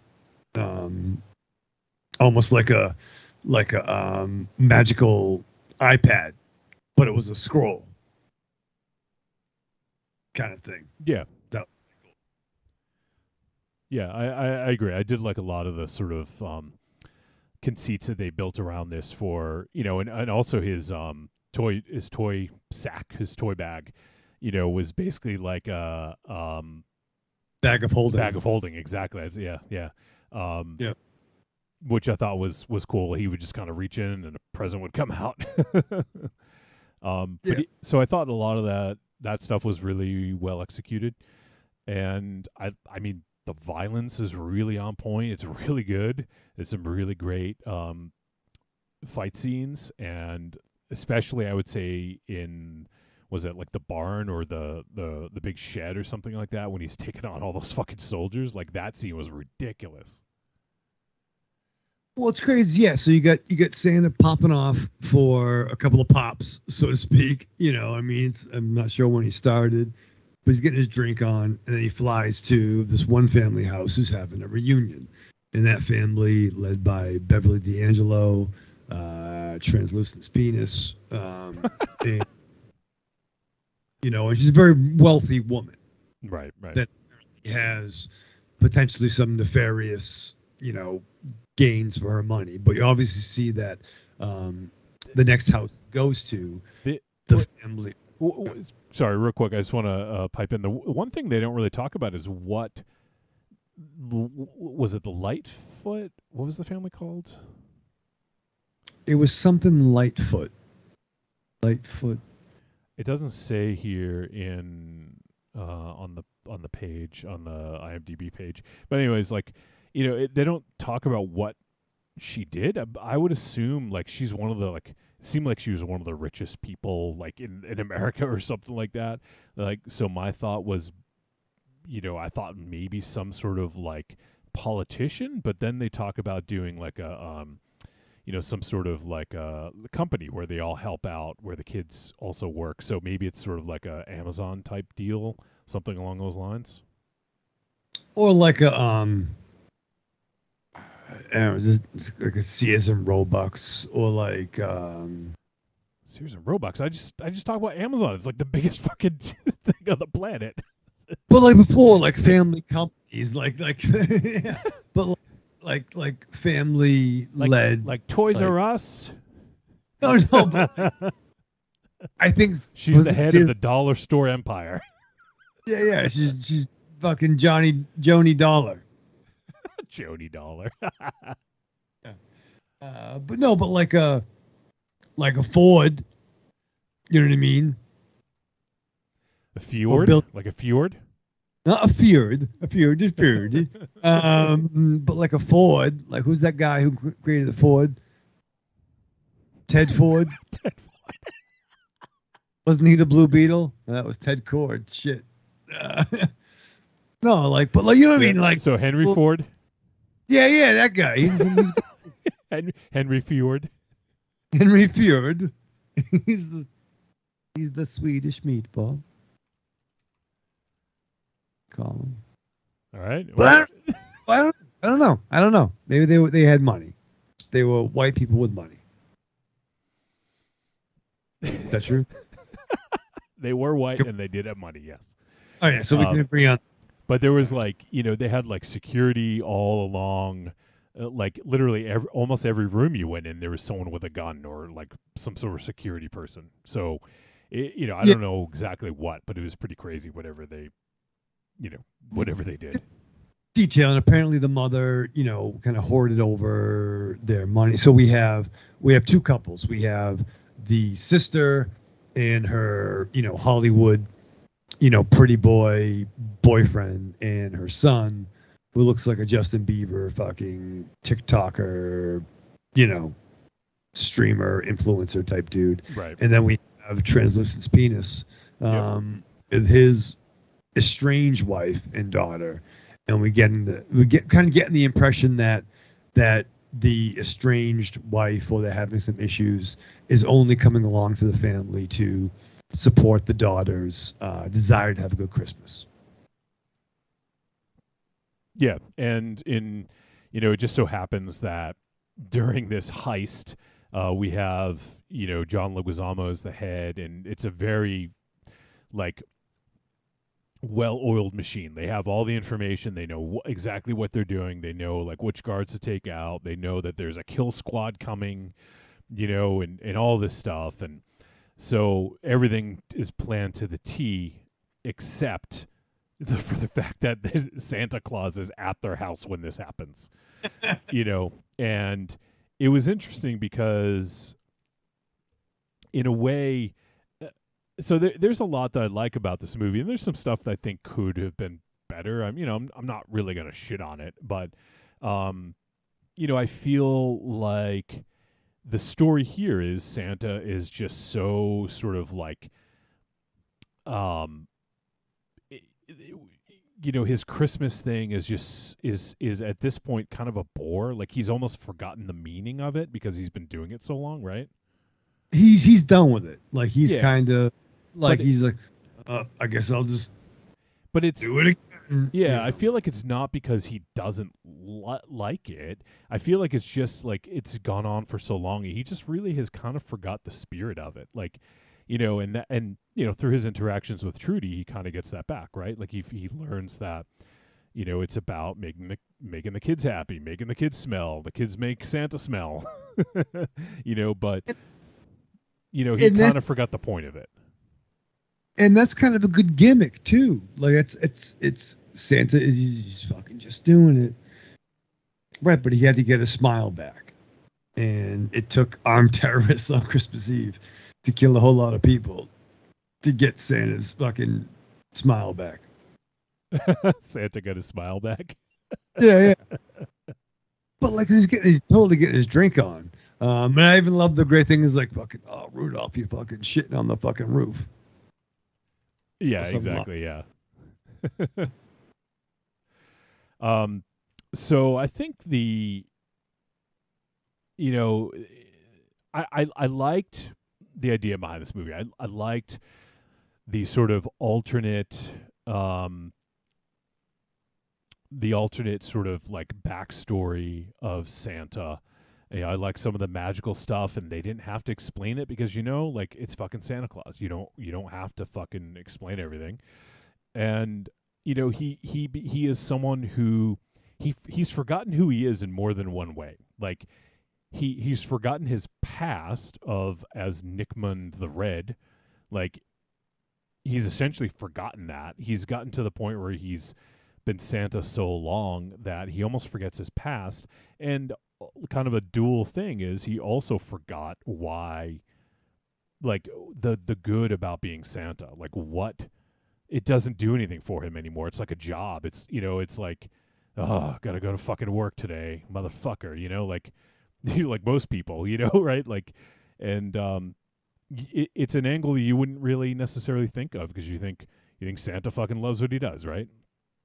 So I thought that was an interesting angle, and it's almost like a little bit of a hero's journey, because we start with Santa being like down on his luck and hating his fucking job to him getting his groove back and getting his smile back and remembering who he was, and also remembering what makes him inspired and motivated to continue with Christmas every year, And that's what I dug. I mean, this is jumping ahead, but I love when he's tied up. He's like, "Who are you?" And he's like speaking like Sweden, names, and eventually it becomes, he's speaking like Sweden. Can I quote you on that? Did I say that? Yes. Yeah, he's speaking like Sweden. Yeah. Okay, go ahead. Yeah. But then he's like, Saint Nick, Santa Claus. Like I'm fucking a lot of fucking. Well, I'm not fucking a lot of dudes. I'm fucking a lot of.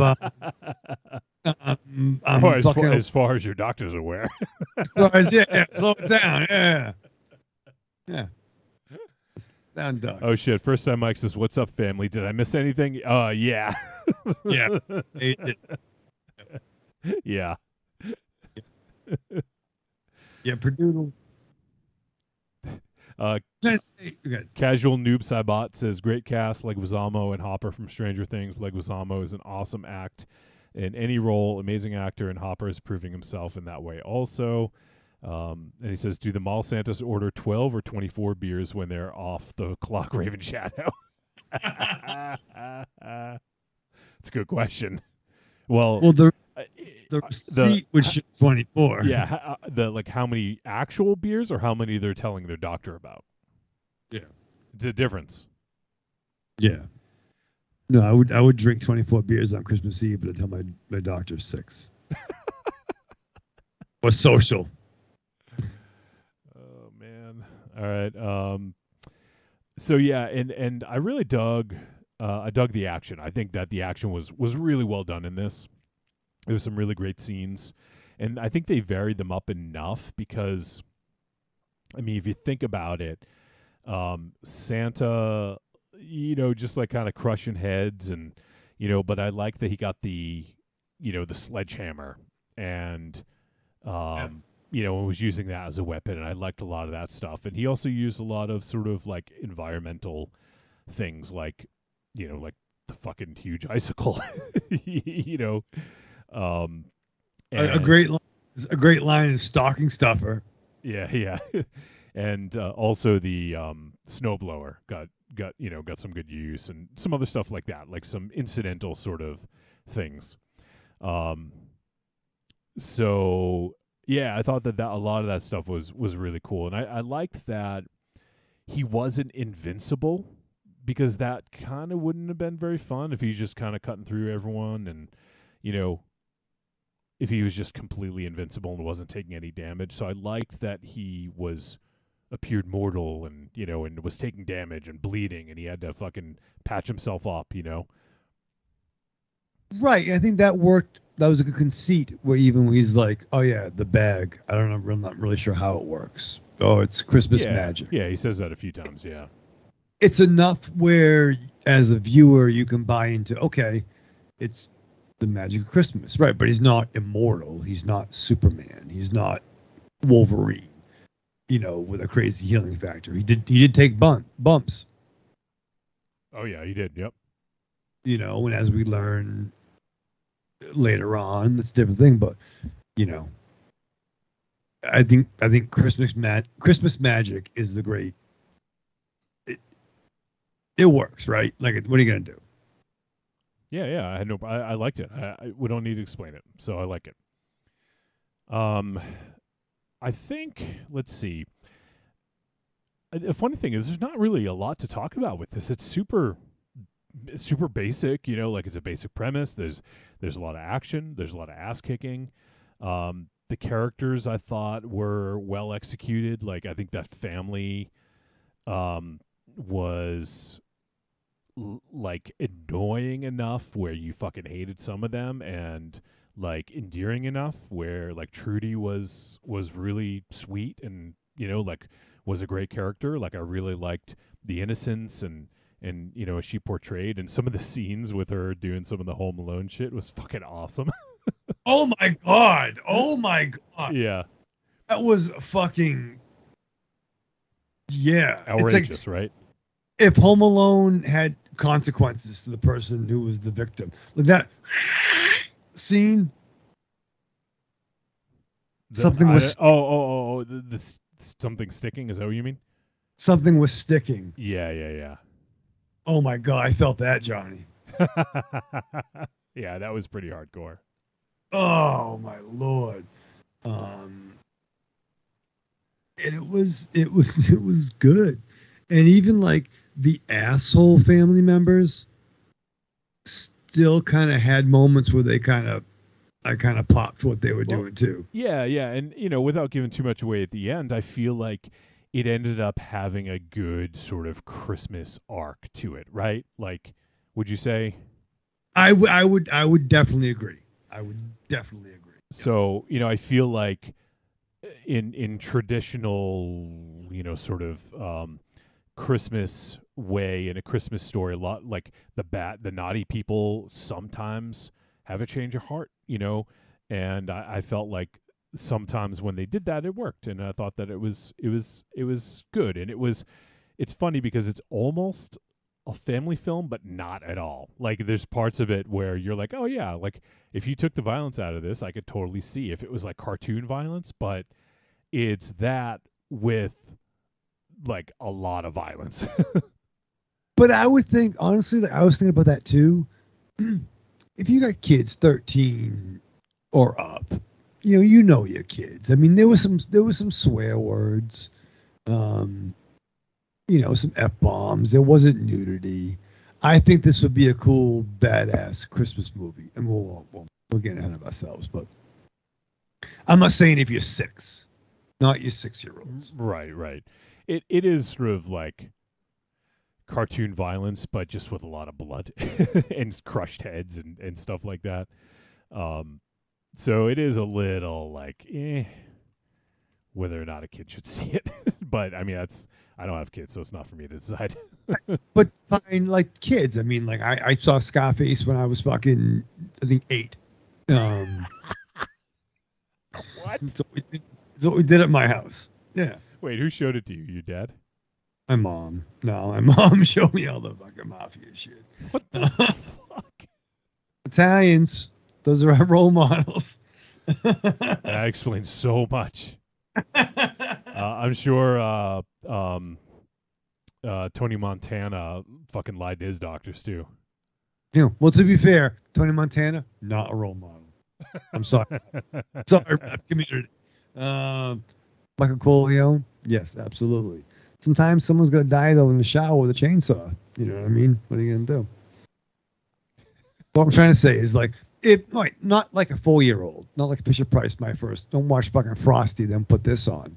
But you got a kid who's like maybe 13, 14, 15, maybe he's starting to lie to his doctor. Oh my God. This could be a good movie to watch. And it made me want to think about Santa. Made me want to believe again. I'll admit that, yeah, it made me want to believe again too, right?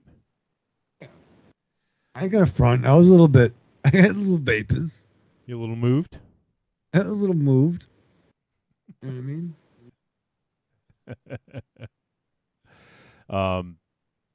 Let's see. So I guess I'll talk a little bit about what I had a bit of an issue with. Okay. And so it goes two ways, because I loved John Leguizamo in this. I thought he was a great sort of like mastermind of the entire thing. I like that. But I didn't like him being the final boss. It it just seemed like, and I know we're talking about a fucking like vigilante Santa movie, but it didn't work for me when like he took out a fucking battalion of troopers and then and then he had one fight against John Leguizamo's character, who seemed like like the mastermind. And typically the mastermind isn't the muscle and isn't the person who's going to be the final boss, so to speak, So I kind of, it was very anticlimactic for me. I feel like a lot of the things they did worked story-wise. I feel like that hit on all the spots, but as far as an action movie with a final boss, like it just didn't work for me, there's so many ways they could have gone with this.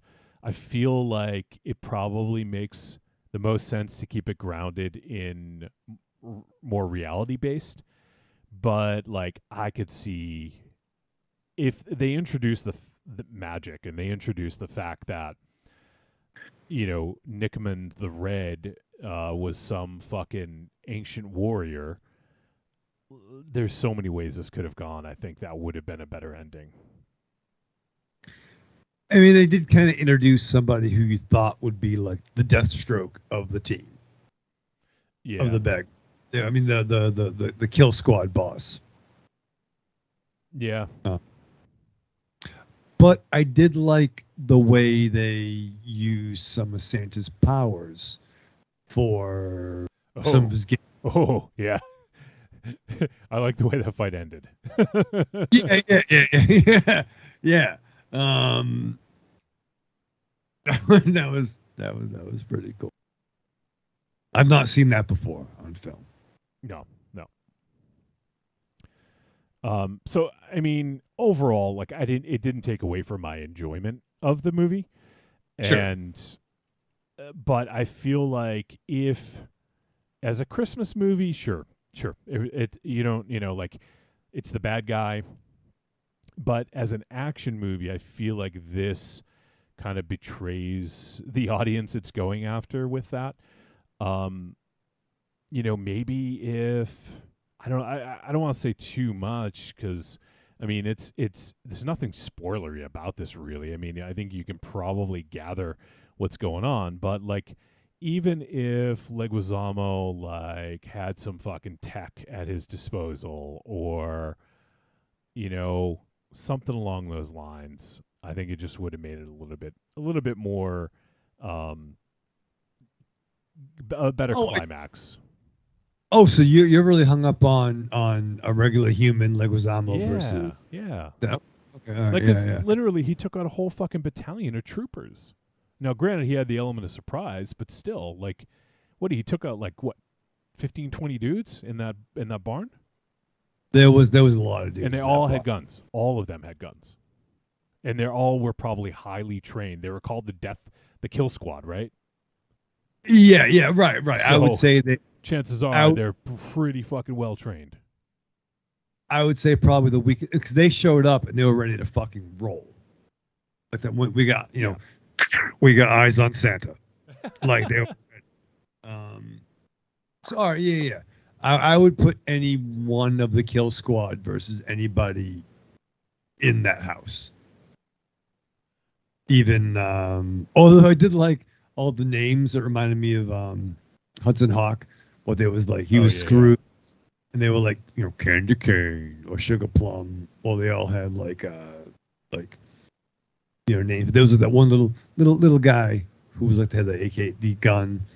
Well, it was Krampus. Oh, he was Krampus. Yeah, he was Krampus. Yeah, Gingerbread, Candy Cane, Frosty, Jingle, Tinsel, Peppermint, Sugar Plum. Yeah. Yeah. I did like the names. I thought that was fun. But like, you're hung up on regular Rodriguez. Leguizamo. Yeah. That's fair, I guess. Yeah, I mean, he's not. Yeah. But maybe he was a badass. Sure, but it's not what you would have thought. Right. Like they didn't, like there's no indication of that.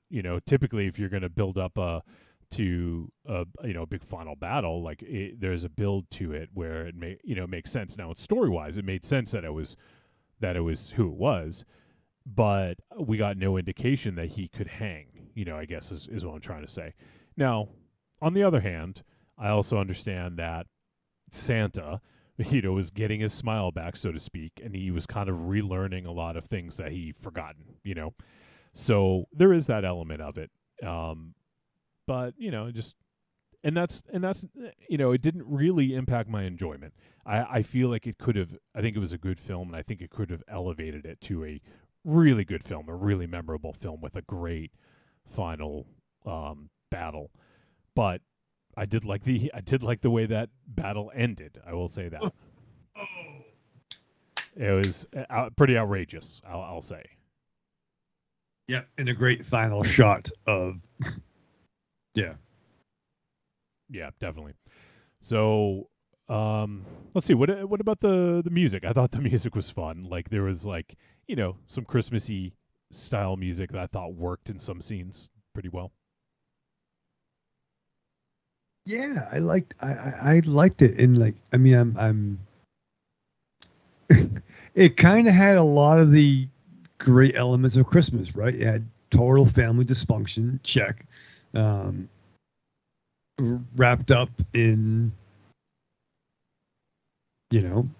thieves, military kill squads, and a justice seeking Santa. And that is, and me saying that, it's complete nitpick. Like I just feel like this could have elevated the film to like a classic fucking holiday action movie, Yeah. And it still may be there, but I feel like something for that final battle really could have put it over the top. So I feel like it's just a bit of a missed opportunity, but otherwise, I mean, this has everything you want out of like a Christmas fucking vigilante Santa violent action movie. Like it had heart, it had violence, it had some great kills, it had some memorable moments, memorable characters, and it had heart at the end of the day. My favorite line: someone's jumping over the couch. What do he yell? He yells, what's that fucking? He's like, parkour. Oh yeah, that fucking dude. Yeah, like even that dude was. That was a fun character, right? Oh, even though great. he was like vapid and douchebag. Yeah, it just was a fun character, Parkour.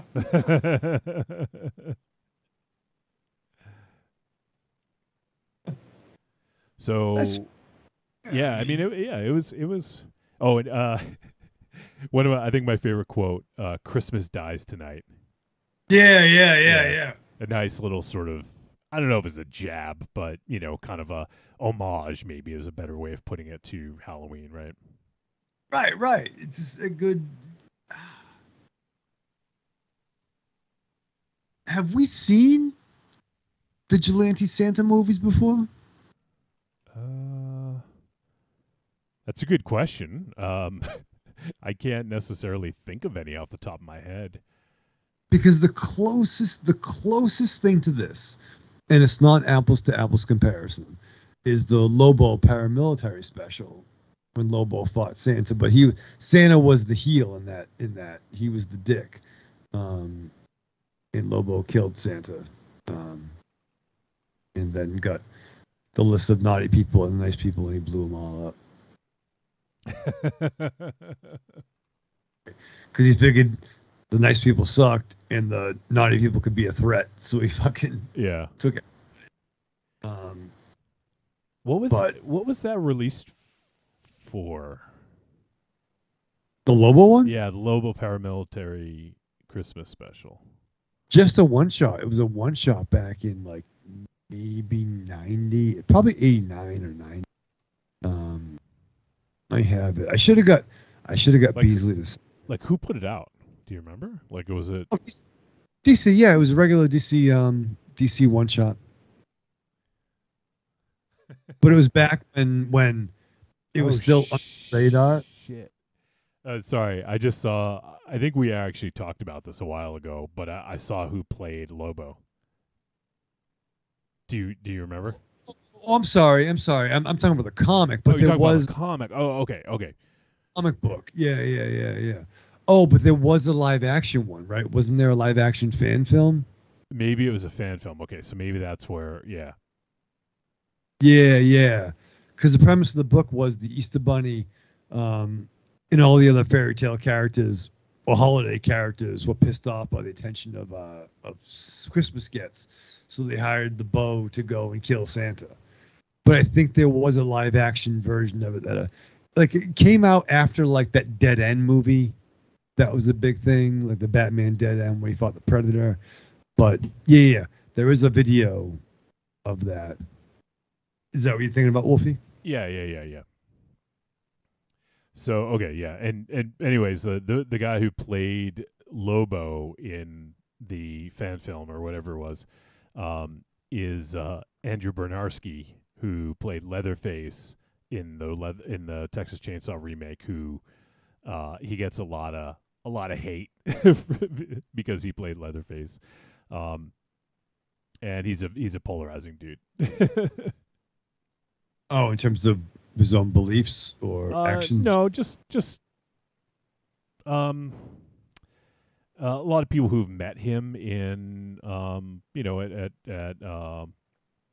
like conventions and shit, I actually met him briefly once. Trying to remember. It was at he was at Rock and Shock one year, and I was at a show. And he was there, and he came up, and with the person I was with knew him, and like I think he like punched us both in the shoulder or something like that.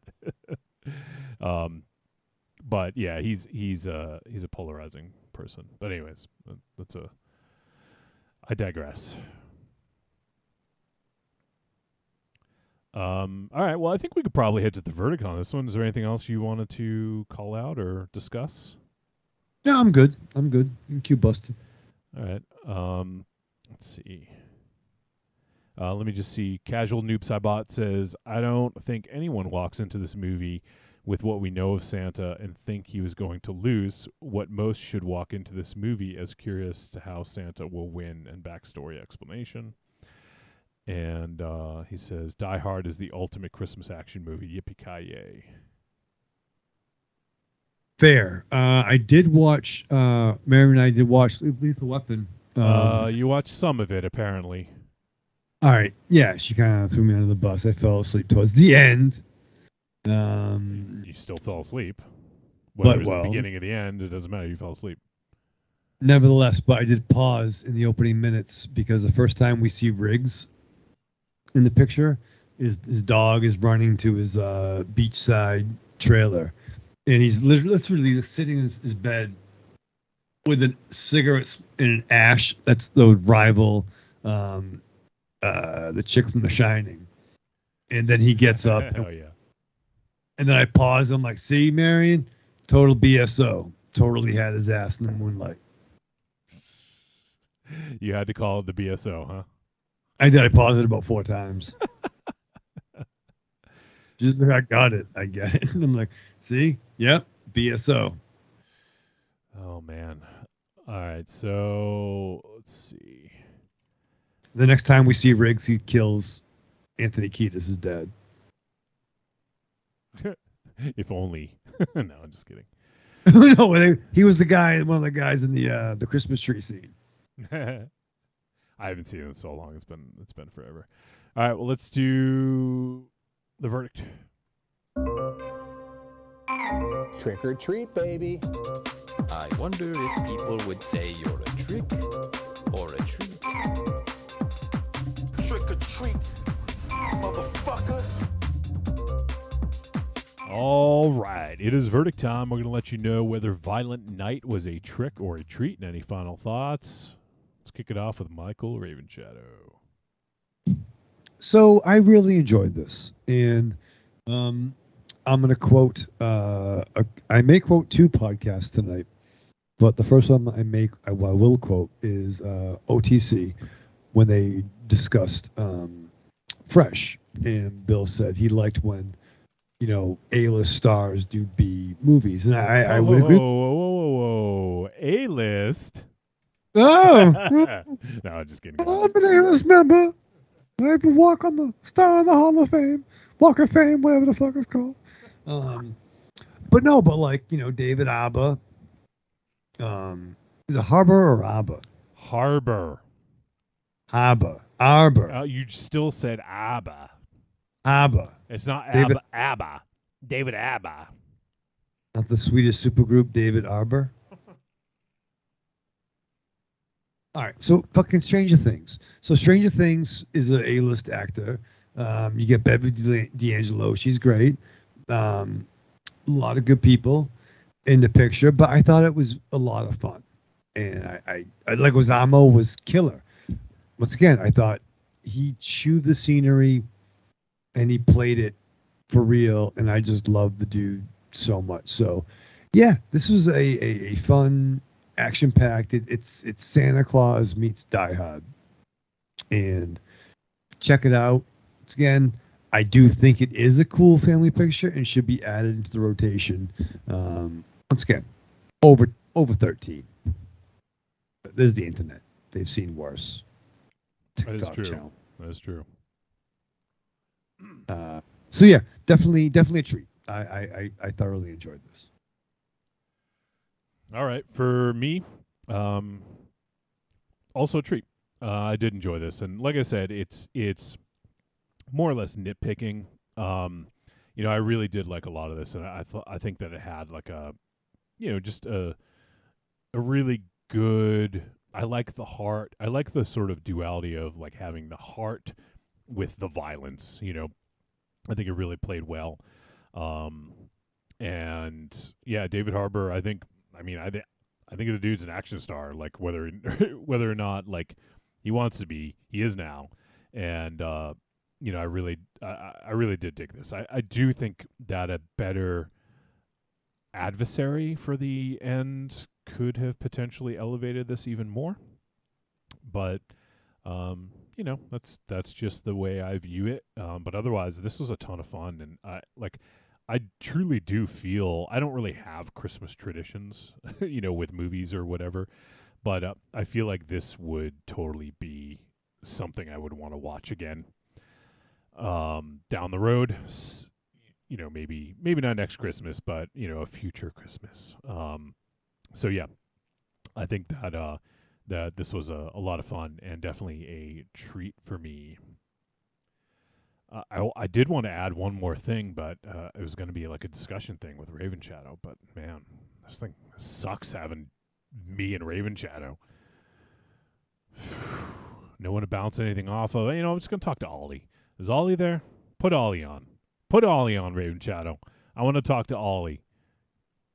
Bark. He will support me. He'll be my sounding board.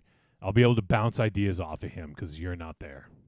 I will support you. No, I had a problem. I had to take care of it real quick. All right. What was my verdict? Treat. Well, you heard that from the other room, didn't you? Yeah, I get. We're all piped in. Yeah, I hear piped everything.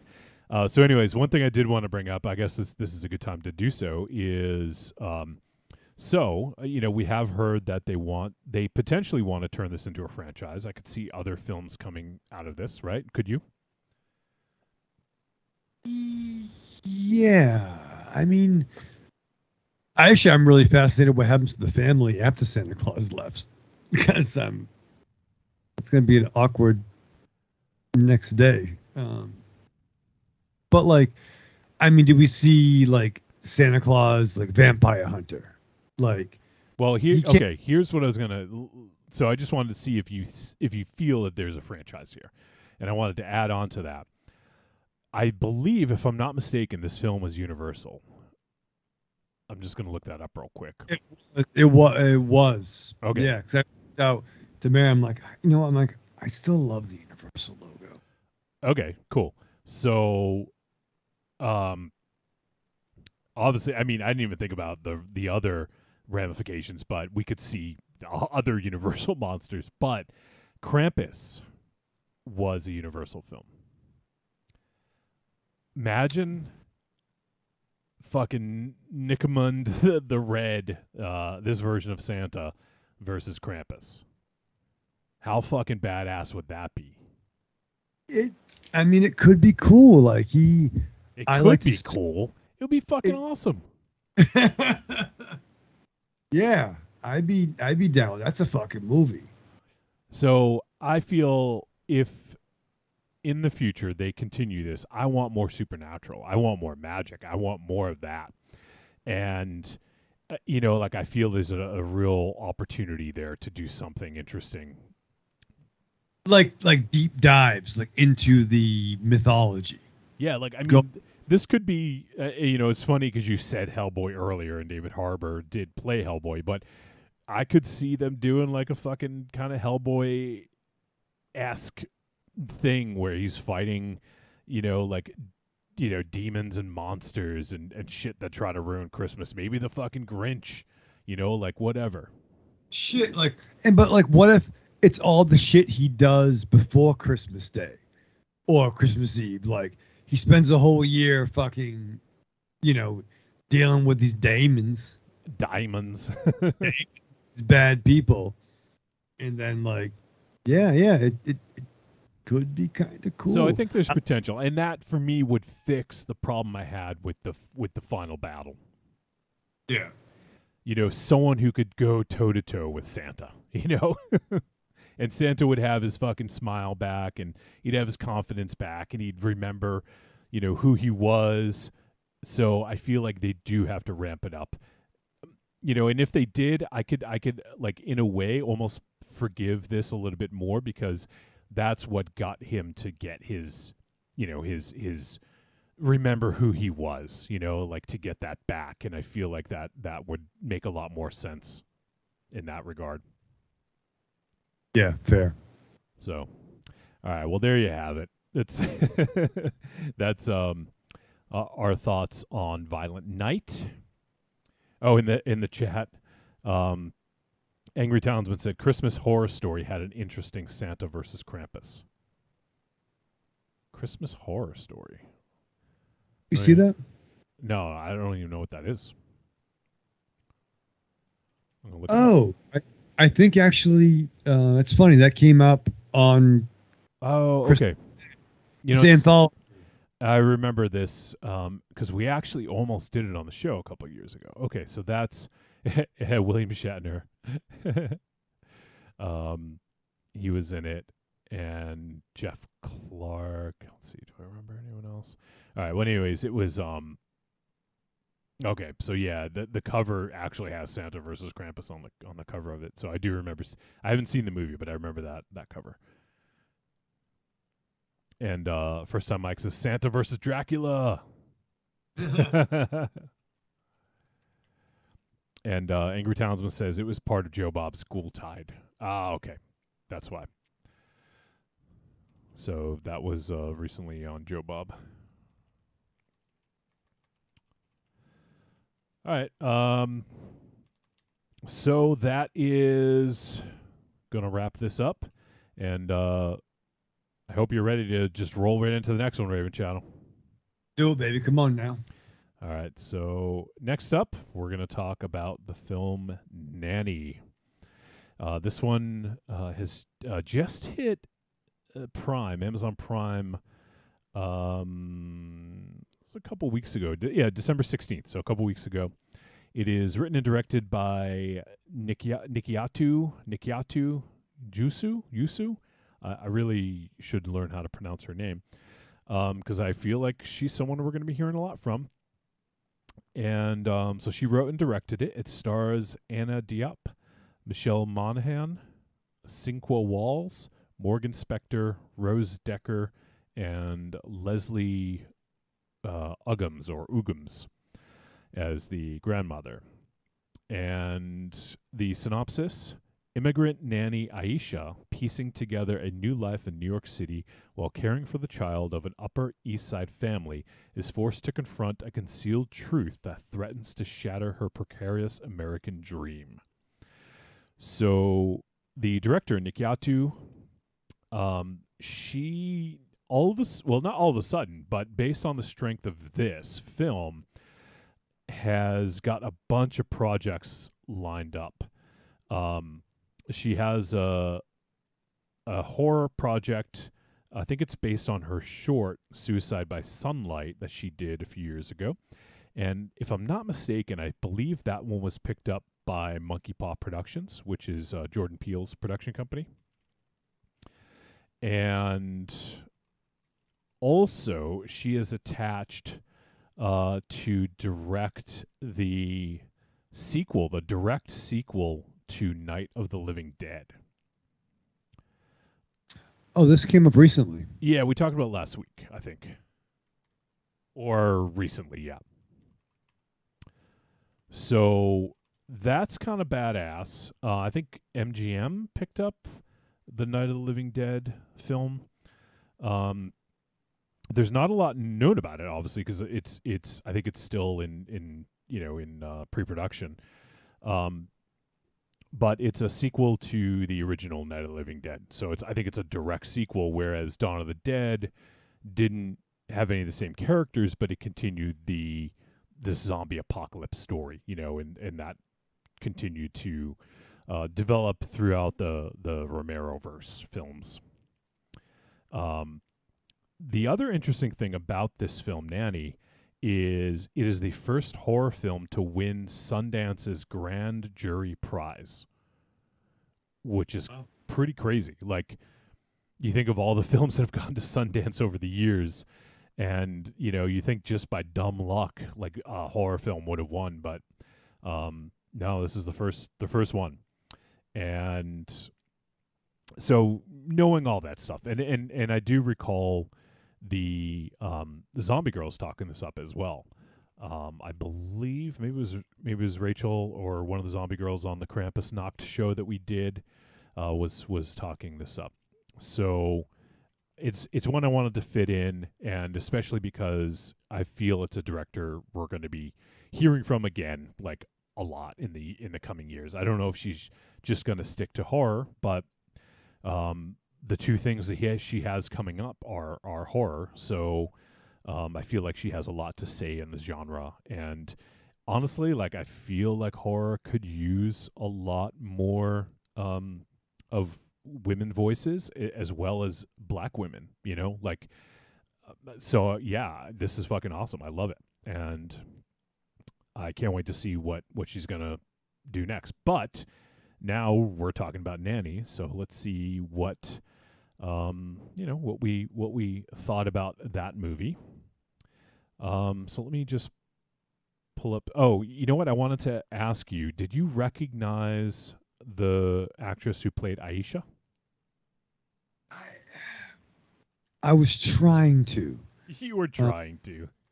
No, but I'm like, she looks familiar. Was she in like Black Panther or? I don't think she was in that. She's in something else that you would know her from. Not Walking Dead. No. Yeah, I'm trying to think. Like, she was fucking Starfire in Titans. Oh yes.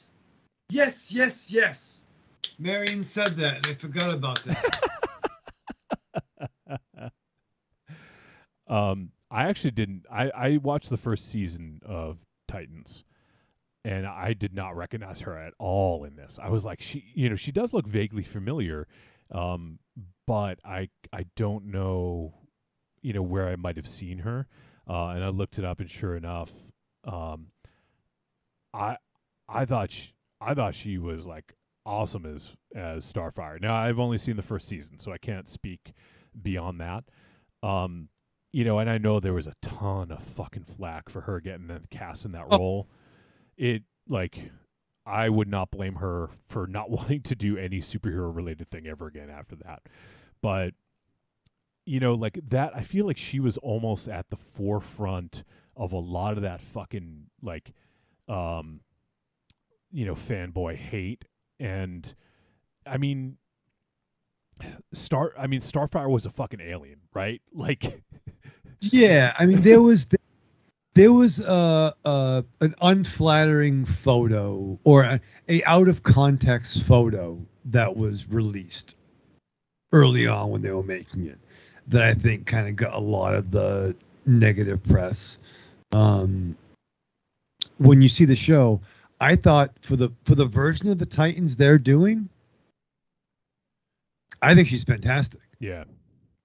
I think she's fucking fantastic. And Mary and I were on season 3 right now. I thought she's great. And definitely a really hot when her and Grayson fucking gear down. Just anything for a little bit of dick. You're all about it. Yeah. little bit of dick on here, please. But okay, yeah. Marion said that. I totally forgot. Yeah. She's fantastic. She's great. I thought she's a killer Starfire. She's an alien. I think like I said in the first season of Titans, I thought she was fucking awesome as Starfire. She looked great. Like I thought just great casting and great like kind of like not necessarily out of the box, but like I'm glad they went in the direction they went in, and I feel like I don't know. I just feel like it's great casting, and so that's the only thing. I mean, well, she was also in Us, which I actually don't remember her character in that offhand. She played Rain Thomas, Earth and Eartha. So she was one of the. She wasn't part of the main family, I know that, but she was one of a character who played 2 roles. You know, and just want to throw one thing out there with Titans, like. Yes, Corey is orange, but I think having her be a super hot, capable, newbie actress, and when she uses her power, she becomes orange. And the same thing with Changeling, Garfield Logan. Yes, is he green? Yeah, but they dyed his hair green for the show. I think it works because what are you gonna do? It's only so much you can suspend disbelief in a live action show. So I am fine with those changes, being a huge Mark Wolfman Perez fan. Yep. Just want to throw it out there. Yep. Okay, cool. So yeah, I figured that would be a good conversation. And she's been in some other stuff. She was in 24 Legacy, which I mean I've never seen the 24 stuff, but TV series Bosch. Oh, I want to see that. And let's see. Yeah, I think that's the only thing I would recognize her from. But anyways, I will say before we even really jump into this movie, I thought she was fucking awesome in this movie. Oh my god. Well, she fucking carried it. Yeah, like she was fucking great in this movie. And we probably won't have as much time to talk about this movie as we did the previous one. I do kind of want to jump into it, but I don't want to say too much because this is one where I feel like it's just an experience that people should watch. But this, how do I? Okay, so the synopsis does a good job of kind of explaining it. Aisha she's an immigrant. One of the synopsises I read said that she was an illegal immigrant, but this one just says immigrant. But in the movie, I don't remember them saying it was illegal or not. But anyways, I don't know if that's really. It's not even really all that important to this, I guess. But she did get paid as a nanny under the table, so I guess that maybe that makes sense. And I mean that might have made sense to why she's making certain concessions and why something's right. Frustrating for her. That would make sense. Yep. But I don't recall if it was ever said, at least in the cut that we saw. You know what I mean? Maybe it was something. A scene was trimmed to do it, but it kind of makes sense. But go ahead. Yeah. So, yeah, and so she ends up getting a job as a nanny and taking care of this girl Rose. And I love the dynamic between the two of them, and that good. No, I love it too. I love that because she's from Senegal. Yep. Which I think was that in the Saloum. Saloon, Yep, right? That yep. was the Death Eater movie we saw. Yep. But all right, there's that percentage of French speaking, African countries. And I love the my geography might have been wrong there, but I love that she was teaching the daughter French, and you have some very elitist people that she's working for.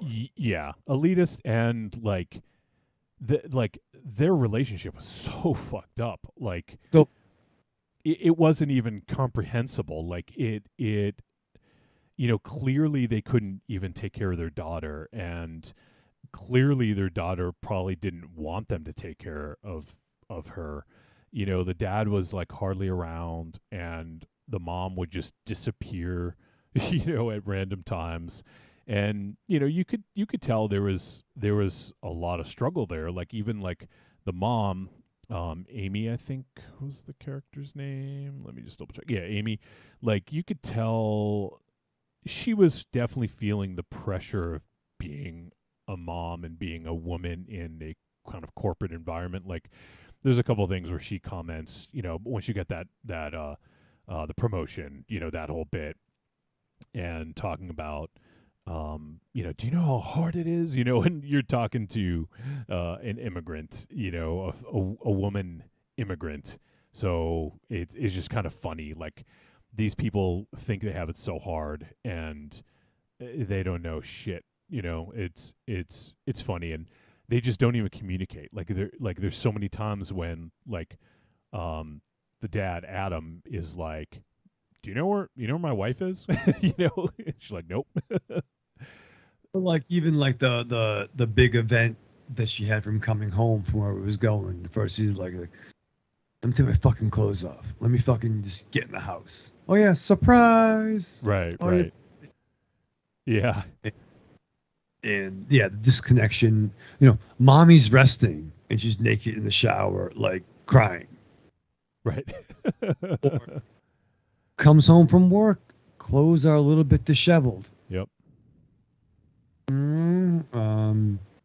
What Adam perceives as an invitation is not quite so. Right. Like these people probably should not be married and should not have a child together. Exactly. That's absolutely true. So, yeah, it's so they need, and I think Adam, I think he said he worked in France or he traveled to France a lot. So I think that's why they wanted Rose to learn French from Aisha, because so the daughter was learning French. So it was a good fit, right? Like she was very, Aisha was very patient. Like Rose just like loved being with her. Even that scene when the mother is like, the mother comes home and then she basically tells Aisha she can leave, and then the mother's like, come here, Rose, hug me, and the child is like, no, Aisha, don't leave. Don't leave me. don't leave me alone with her. Like it was fucked up, and on the other hand, like in this, like Aisha seemed like for the most part she had everything fucking, like she had things together as much as she could. Obviously she was dealing with a lot of bullshit about the idea of being an immigrant in this country, and being a woman in this country, those two and also being black. Like I can imagine those three things, like any one of those would be horrible, but take all three and challenging, and state, and but she was confident and strong. And I kind of want to see just a movie of her and Rose having adventures and going on vacation. Yeah, and honestly, like that, and I thought the almost like the best part. There's a lot of good in this, but I think some of the best parts are the interaction between Aisha and Rose, and then also Aisha and Malik. Like that's a fucking relationship. Like, oh yeah. Like that's dude. I feel like that's how you do a fucking relationship on screen. Like I just thought, we only get glimpses, but I thought that they were so good for each other, like, and the interaction between them was like just spot on and was just really well done. And even that scene when she wakes up from the nightmare, and he's like 10 on the floor, or whatever, and he's trying to bring her back. Like, I don't know, like I thought that was one of the best representations of a relationship I've ever seen on screen. I would agree. Like when they met, you know, Yeah. that little bit of business. Yeah, it was cute. Like that's all I could really say. It was really well executed, and just like you can get that vibe of like, yeah, they're really like, they're hitting it off, and you can tell that there's something there. It was that. That's the magic feeling of when, right? Maybe it means nothing, but it maybe might mean something. Yeah, and that's the school. I love it. Like, yeah, I got kids, but then I got the other kid over here, one in Queens, and but that, like, actually, you calling that out, I'm glad you called that out, because that could have gone horribly wrong. Yes, because that was that's bad how, joke, right, for her, because that's how Aisha got her child. Was from someone, like, I don't know what the culture's like in Senegal, but in the way she described it, there was a guy conceivably who was rich and would pay women to basically have sex with them or to make them think that they were in a relationship with him. And then as soon as a child was born, it's like, okay, kick to the curb. You're not my problem anymore, and and then these guys would just do this and father, who knows how many children, so you kind of feel for the situation because, we don't know. I mean, maybe she felt that they were going to have a life together or something like that. And it turns out that he was just trying to get his, his needs met, I guess, so to speak. So, that could have been gone horribly wrong. But because I was like, oh, really? Yeah. Like, oh man, it was going so good. And the grandmother was fucking awesome too. Killer. Loved that character, and she had such good insight. Like this. Okay, so this is. I don't want to get too much into this part of it. There's a kind of a. I wouldn't necessarily say supernatural. There's a spiritual aspect of this film.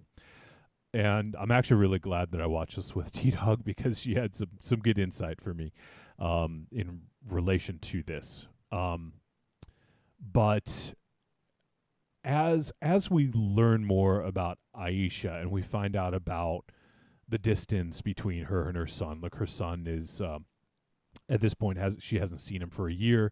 He's still in Senegal. She came over here to America, and she's sending money to. Was it her sister? I'm trying to remember. Yeah. So it's fucking hard too. So she's not only trying to fucking live in fucking New York on whatever fucking salary she has, also sending money back home, and got a problem with fucking fucked up drug, rich white woman not paying her fucking full share. Right. Yeah, exactly. And so that whole thing was, kind of like, so what happens at the end, like if things had gone differently, might not have happened, right? Like, so, being taken advantage of like she was and not being able to really do anything about it really fucked up her life, So, but with the granny character, it was Malik's grandmother. Yeah, I thought that like she was such a cool character. Had some really great insight, and is someone who's experienced some shit, right? Like her daughter, who Malik's mom, like had well, I guess what was she, schizophrenic? I think, if I'm not mistaken, is that what they said? She might have had some mental health issues. Yeah, I think they said schizophrenia. But yeah, like there was there is definitely something going on there, and it was unfortunate. But she persevered, right? Like that's why like the idea of water is so important in this movie because for a number of reasons. But I feel like it's easy to drown in grief, right? Like it's it's very easy to get overwhelmed and overcome by grief that it just weighs you down to the bottom of the water and then you just perish basically, and that's something that, that came up a lot in this is that feeling. And, there is sort of like a spiritual aspect of this as well that you don't need to fully understand, because I feel like you can sort of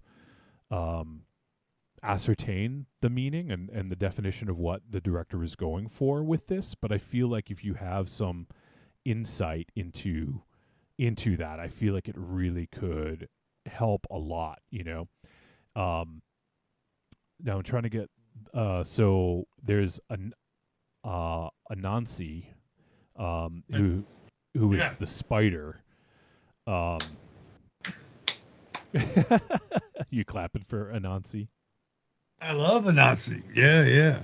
So let me just read something real quick. It's let's see, is an Akan folktale character and the Akan god of stories, wisdom, knowledge, and possibly creation. The form of a spider is the most common depiction of Anansi.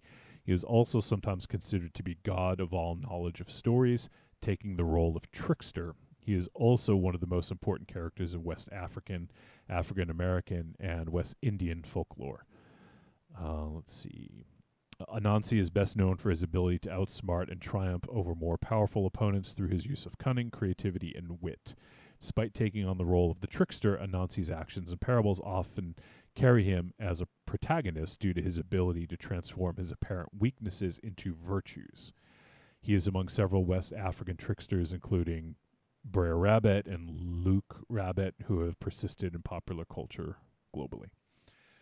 So there's that scene with the grandmother that was like super telling and super powerful, where she basically says something along those lines where you can allow it to be your superpower or you can allow it to be your kryptonite. Yeah, that I pop for that too. So it's the idea of, I think in this case was it rage? Was that what she was, I think make it your strength or your weakness. Yeah. And in this, and then after that, you could see that Aisha was feeling more confident. She was embracing who she was and almost embracing the rage and knowing that this I could either let it consume me or I could use it, for good, so to speak. And, I thought that was a really interesting sort of parable that they used here. And let's see. So with Anansi being sort of the trickster, I'm trying to remember the name of the other character. It's funny because T-Dog and I talked about it a little bit too. And I'm a big fan of, I know of Anansi mostly from American Gods, from Neil Gaiman. That obviously they used that character in that. And also I believe he was in the Justice League of America that Dwayne McDuffie wrote. It was pretty killer. Mami Wata was the name of the other. That was the mermaid-like goddess. Oh, yep. Okay, so and T-Dog gave me some great. Let's see here. Yeah, I don't know. That's so weird. Casual Noob Gamer says, was it Anansi that killed the stream? Yep. I think it was. All right, so we're back on YouTube. Let me check to see if we're back now.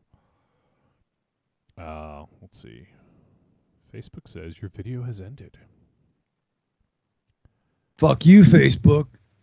Do we not I don't know if Facebook does it, but not like it. I don't know. We don't really have that many people watch us on Facebook anyway, so. Don't tell us when to go to bed. Yeah, no shit. All right, well, we're back on YouTube. That's what matters, because that's what we link on the site. All right, yeah. Casual Noob Sabat says we back. All right, cool. Thanks, noob. All right, so I pulled up an article, and let me just read. I didn't pre-read this, so just word of warning.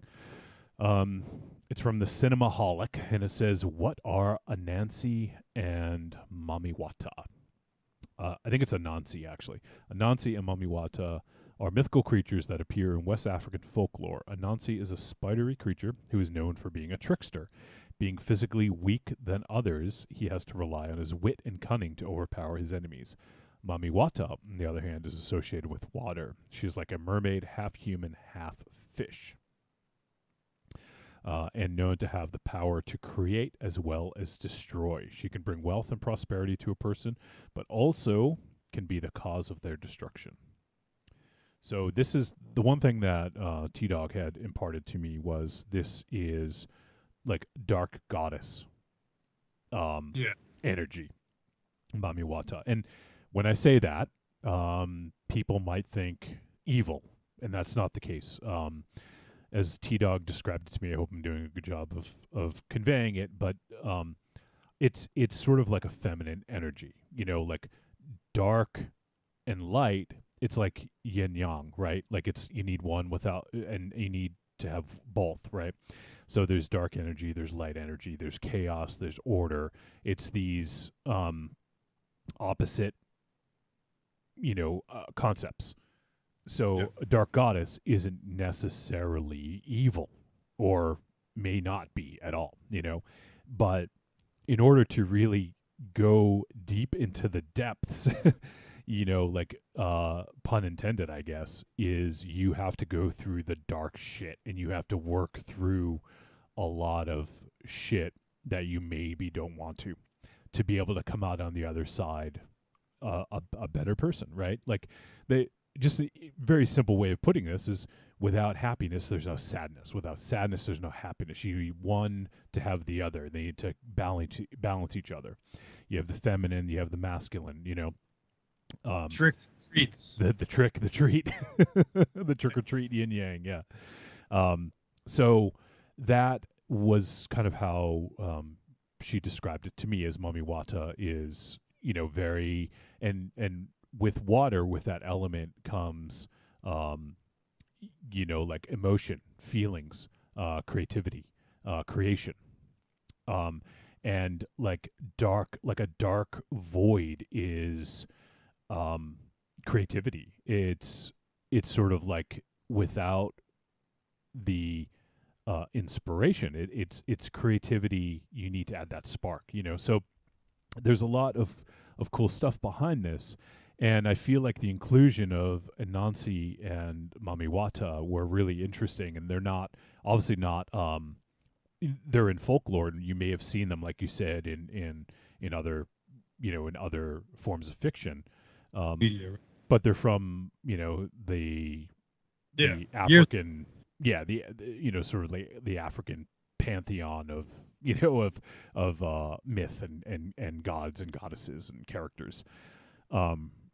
So obviously this is very much sort of culturally relevant to the character of Aisha, but I thought that it was really interesting the way that they use both of the characters, and how like Anansi, or I don't know if it's Anansi or Anansi. I think it's Anansi, but Nancy boys. But the way that Anansi kind of got there was the book that the dad brought, right? Like he brought that book that she ended up reading, like something about Anansi in it. And I really loved how whenever Aisha saw visions of her son, there was something water related, whether it was in the park with like a water spout or whatever you'd call that, or in the tub, or in actually looking out at water, and then when we find out what happens, something that happens at the end, it's like, Well, I don't even want to talk. That scene almost fucking destroyed me. Rave Shadow's holding his hand up. Do you want to talk about that, Rave Shadow? No, it sucked. It was fucking miserable. Yeah. It not like sucked like it was done badly. It just was like, there's your fucking kick to the fucking boys. Kick you right in the Nancy boys. The Nancy boys. Oh shit. Yeah, it I will say this movie is a fucking gut punch. And if you hang with it and you're engaged, this is gonna hit you fucking hard. But go ahead. Yeah. It's like that the vulgar display of power. Oh man, yeah, absolutely. It's kind of like that. It's just that. Yeah, that's exactly what it is. It's the album cover. Rachel's talking about the Pantera album, A Vulgar Display of Power. If you're not familiar with it, just look it up, Google it. But yeah, this movie hits hard at a certain point, and I kind of I don't want to say too much more. I will say it ends on a more uplifting note. I will say that for people who this isn't necessarily Requiem for a Dream. It's not going to destroy your fucking weekend, or it may actually. I don't know, but that was rough, fucking rough. But this movie is fucking gorgeous. Like the way this is shot, I loved the apartment or townhouse or whatever. In the way they showed some of the lighting, especially of Adam's office, and I can see why people think that there's great things ahead for this director, because this honestly the look of this film blew me away. Yeah. Beautiful. Fuck. And so much of it is just I think you're kind of tense from the beginning because you don't know where it's going. Right. But I was locked in from the jump. But I didn't have fun. You just waited. No. You just yeah. Oh, doing some stuff with the kid, sharing him some fucking cynical fucking food. That's cool. Oh, what the fuck's the asshole husband doing? It's not a fun movie. I mean, there's parts in it like I mentioned, the relationship between Aisha and Malik, I thought was beautiful, just so well done. And it's a counter to the relationship between Adam and Amy. It's literally night and day. They had the worst fucking relationship. The first time you see the dad, Adam, he's like, "Why are you dressed like that?" She's super hot, fucking dressed up, party with all your fucking friends. He's coming home, fucking being a douche nozzle. Well, he didn't know about the party, I don't think. Which, to be fair, surprised. Fair, sometimes you want to, if you're on a trip, you just want to come home, shower, and go to bed. Fair. But why are you dressed like that? Well, you know what, dude? Maybe it's for a reason. Right. Or not even "Oh, I missed you," or "Hi," or anything. It's just "Why are you dressed like that?" Yeah, right. What the fuck? Yeah. Which I totally get wanting to go home and go to bed. But come on, bro. Yeah, there was that relationship was fucked. Totally fucked. Terrible. One of the worst relationships I've ever seen captured on film. But it was and when I say worst, what I mean is it was the best. Probably accurate for a lot of people. Right. It wasn't fucking, fucking Joker and Harley Quinn dysfunctionality, but they were no longer compatible. Whatever got them, and they didn't give a fuck. Who knows what was up with Adam? When they're out to eat and he sees that girl come up, it's okay, what's going on here? And then he tries to make out with Aisha. It's dude, the fuck? Yeah. Oh yeah. And then he called the chick over, like, because she was surprised that Aisha was there. Right. So Complete, he, complete piece of shit. yeah, he probably had to do double damage control. You know. Yeah. No, but I'm only cheating on you, with you. Right. Yeah. I would never cheat with somebody else. Yeah. So, so with this movie, it's referred to as a horror movie, and I agree that it is a horror movie. I've seen a lot of people say this isn't horror. I really think that horror is in the eye of. I mean, look at this from Aisha's perspective. Is this a horror movie, Raven Shadow? Oh my god! Yeah. Yes. Yes. Like, yes. There's no doubt. This is absolutely a fucking horror movie. And like, if you ask that question, is this a horror movie from the perspective of this character? And you can say yes, then it's a fucking horror movie. There's that. And the other one is, like Rose, like this is a fucking horror movie for her. Like, they have these fucking parents. God damn it. Like, I would, I would ask to fucking go into the fucking, like, like parent lottery system. You probably get someone better. Like, can I just be adopted? Can I go into the system? Yeah. I just want to be part of the system, please. I will say, I fucking love the Dream Warriors. All right. It's my favorite fucking Freddy Krueger movie. But this movie would suck to happen in real life. You know what I mean? Yeah. Like, what are you gonna do? So there is, I feel like we could go on and on. Like, we're not really, like, I feel like we're kind of like meandering around parts of this because I don't want to talk too much. Yeah, you got it. Yeah, and I really like the inclusion of like the kind of spiritual influence here of Mami Wata and Anansi. And Malik's grandmother says that seeing them is will bring a huge change in your life. And I'm just reading here. She needs to pay heed to them because they often come with warning signs. She says that the intention of these creatures is to cause disruption of the dominant forces which often stand in a person's way. They don't necessarily mean bad things for a person, even if their presence might be causing all sorts of scares and inconvenience. She advises Aisha to figure out what they want for her rather than from her. That's actually, I'm glad this article included that because that's one of the lines I like. Aisha says, I don't know what it wants from me. And then the grandmother says, it's not what it wants from you, it wants what it wants for you. Yeah, that was, she was a great oracle. Oracle. Yeah, thank you. I was struggling for the word. And and sorry not to step on anybody, but I love mythology. I love that kind of shit, especially different countries. And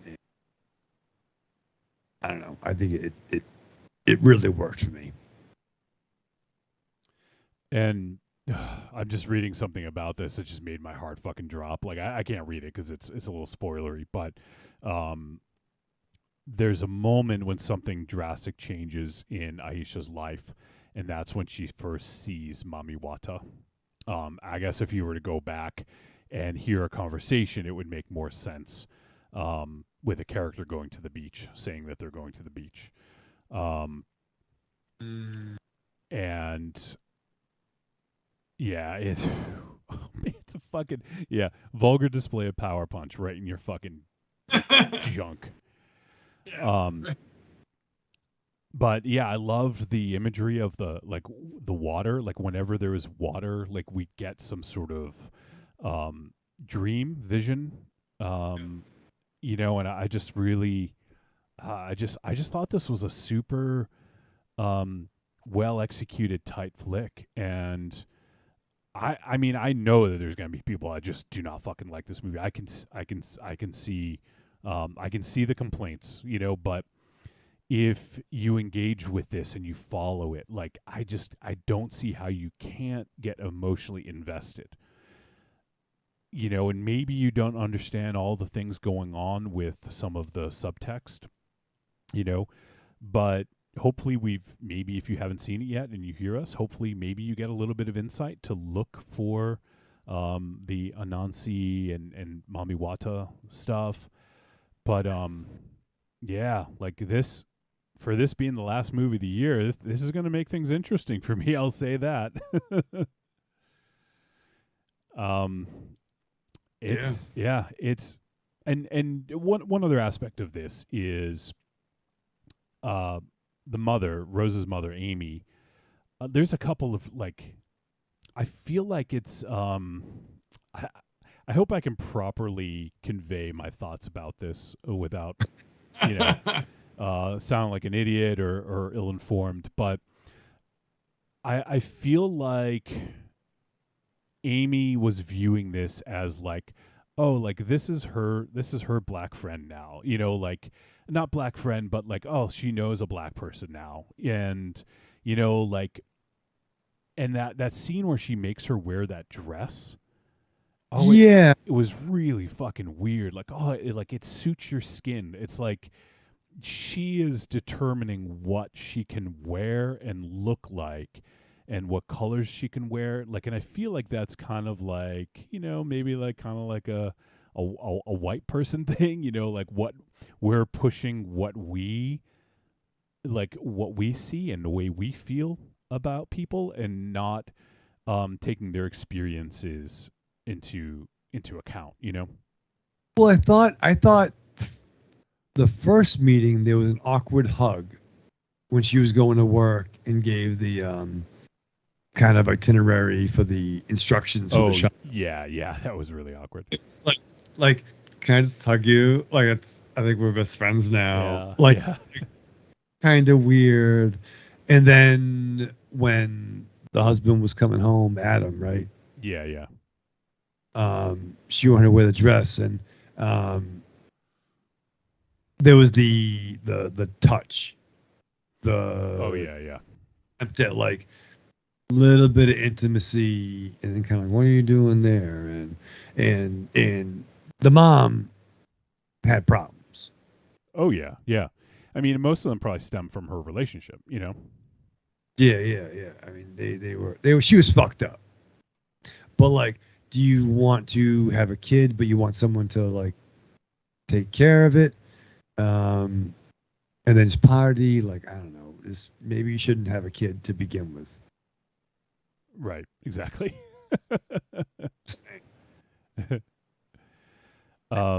Yeah, it's there's just a lot of kind of creepiness about that whole thing of, like, it's just, I don't know, I just got a weird vibe from the mom about like how she viewed Aisha, You could take away any supernatural fucking elements and it's still a fucking freaky story. It's still cringeworthy. Right. Exactly. Yeah. Like before the spiders. Right. All right. So, all right. Well, I think we could probably wrap this one up and head to the verdict. We I feel like we could spend more time talking about it, but got to wrap up eventually, right? Yeah. All right. So let's head to the verdict on this baby. Trick or treat, baby. I wonder if people would say you're a trick or a treat. Trick or treat, motherfucker. All right, verdict time. We're going to let you know whether Nanny was a trick or a treat. Any final thoughts? Raven Channel, let's kick it off. So yeah, man, I probably wouldn't have watched this if it wasn't being discussed for the show, but I am really glad that we watched this. It's not fun. There's not a fun payoff, but it's very engaging. and forgive me for not knowing her real name, but Starfire is fucking killer. Anna Diop. Anna Diop is so good not only as Starfire but in this role as Aisha, and she's so captivating, and I think she carries this movie. She's so stunning, and it gets really fucking weird and dark, and yeah, I'd like to watch it again. That'll probably be the only time I would. Not saying that it's a bad thing for the film. It's just, it gives you a punch. It gives you a punch, man. Like Johnny said. So, well, yeah, you watch it until the end and then stop it. yeah, and yeah. It's not like, but no, it's yeah. I'm totally fascinated what this filmmaker does next. Everything was cinematic. The shots were great. The look, everything about this was done really fucking well. And maybe try a comedy next. But definitely a very sad treat. Yeah, for me, I wish I hadn't watched this one today, because I think I would have liked to have a little bit more distance between the movie and talking about it. But this one hit hard because there's there's a devastating part of this movie.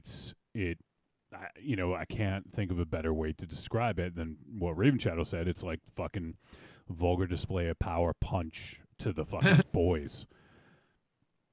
It's rough, and but it is, that just speaks to how good this film is and how great of a filmmaker Nikyatu is. And I can see why this won the Grand Jury prize at Sundance. I think this is an amazing film. If you think it's not horror, put yourself in Aisha's shoes for a few minutes, and I think you're going to think differently. Horror isn't just about gore and blood and jump scares. As Aries says, horror is sort of in the eye of the beholder. If you think it's horror.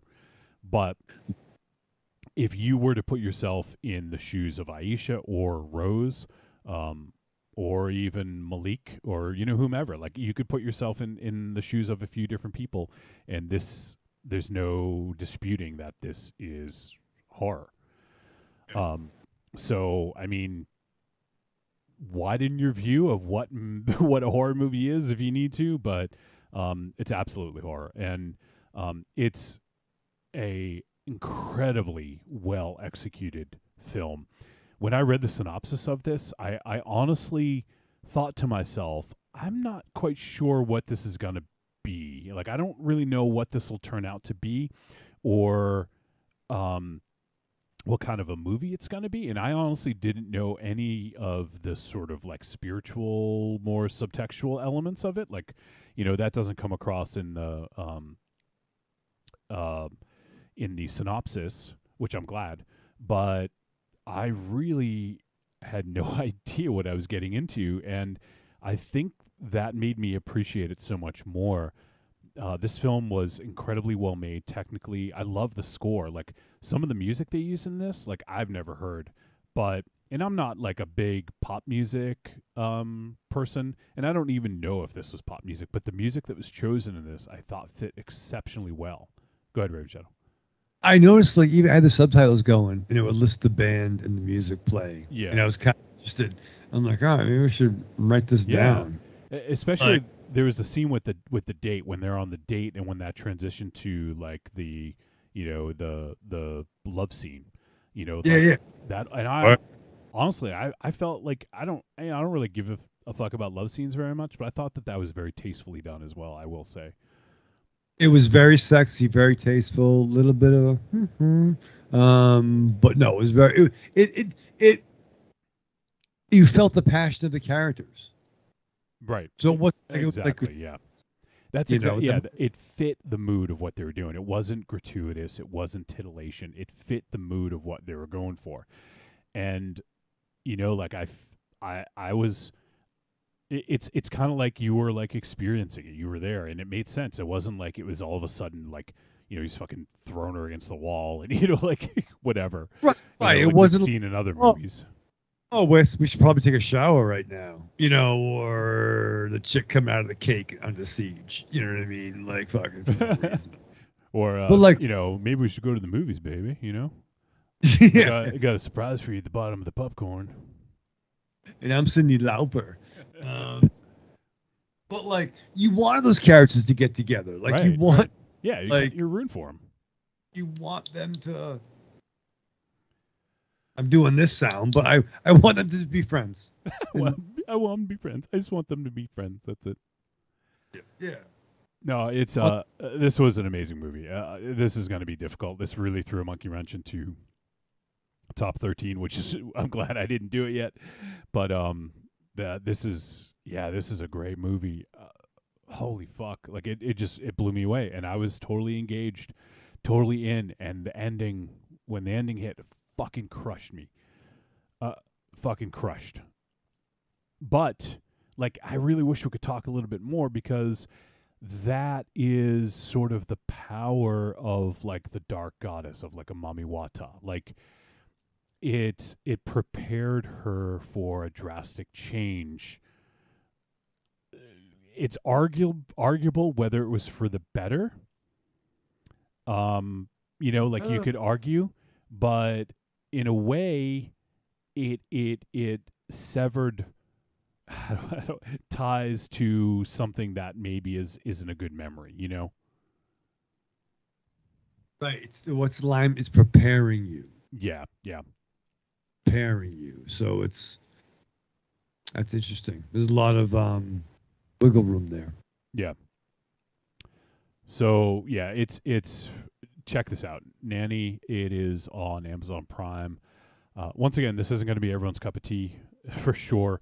But if you can engage in this movie and get carried along for the ride, I think you're really going to fucking like the ride. And, I liked how also, like, one of the other things I read, and I just saw some tweets about it and stuff, but, people talked about the color and some of the, it had a very sort of African feel to it, like with the colors that they used in some of the scenes.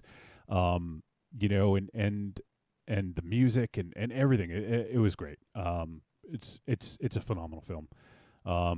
People got to check out Nanny. Hopefully this didn't slip by people coming in at the end of the year, but it's absolutely worth a watch. And Nikiatu is absolutely someone to keep an eye on. I can't wait to see her version of the fucking sequel to Night of the Living Dead. God damn. All right, that is gonna do it. That is our discussion of Nanny, and that's gonna wrap up our film discussions. And it wraps up December double feature Cram Jam, Michael Raven Shadow. Woo! Another year in the books. You made it. You didn't. You almost didn't make it, but you did. Ain't fucking close, Johnny. I'll tell you that much. All right, let me see here. What do we got? We got some voice messages. We got a video message. Oh, I'm excited. So let me get that loaded up. I'll do the video message first. I'll get that loaded up. But yeah, and Corny says in the chat, he says, "Oh, that is the actress that plays Starfire." Yeah, like I didn't recognize her. Granted, I've only seen season 1 of Starfire of Titans, but yeah, I didn't recognize her. Yeah, she's great. But yeah, she's fucking awesome. Like this is a tour de force, I think. Hopefully she gets basically whatever she wants after this, because she was great. I would think she'll get a big push. What year did this come out? This year? Yeah, this year. Yep, 22. Yeah, I think she'll get a push. Yeah, I would think so. All right, I'm having trouble getting this video thing. Hold on. So we're going to hear from Casual Noob Gamer. and he's looks like he's going to be doing some more of this sort of thing. And even in his title, when he posted it on YouTube, it says review of Nanny, Amazon original movie for Trick or Treat Radio. So he even mentioned us in the name of the video. Thank you, brother. I'm excited that it might start up ushering in a brand new era. 325 of technical terror. yeah. 3 minutes of video terror. yeah, there you go. Yeah. Less than 3 minutes of video terror.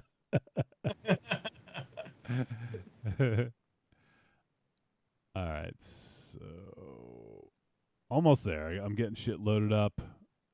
Internet. My name is Bullet. All right, now go ahead, Rim Shadow. Go.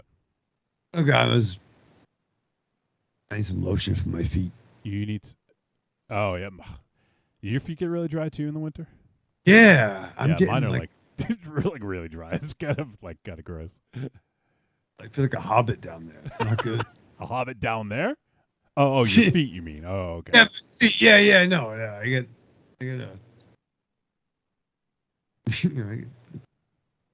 grooming.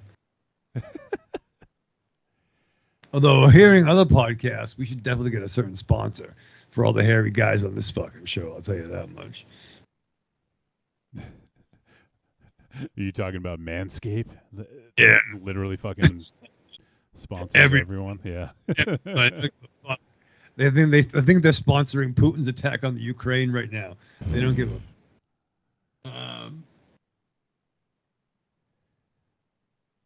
man, I'm not. That's probably not true. I'm sorry for the delay on this. This is the first time I've loaded up a video from a site, so I'm looking for the right fucking way to do this. For the right way, baby, to do this. The right baby tonight.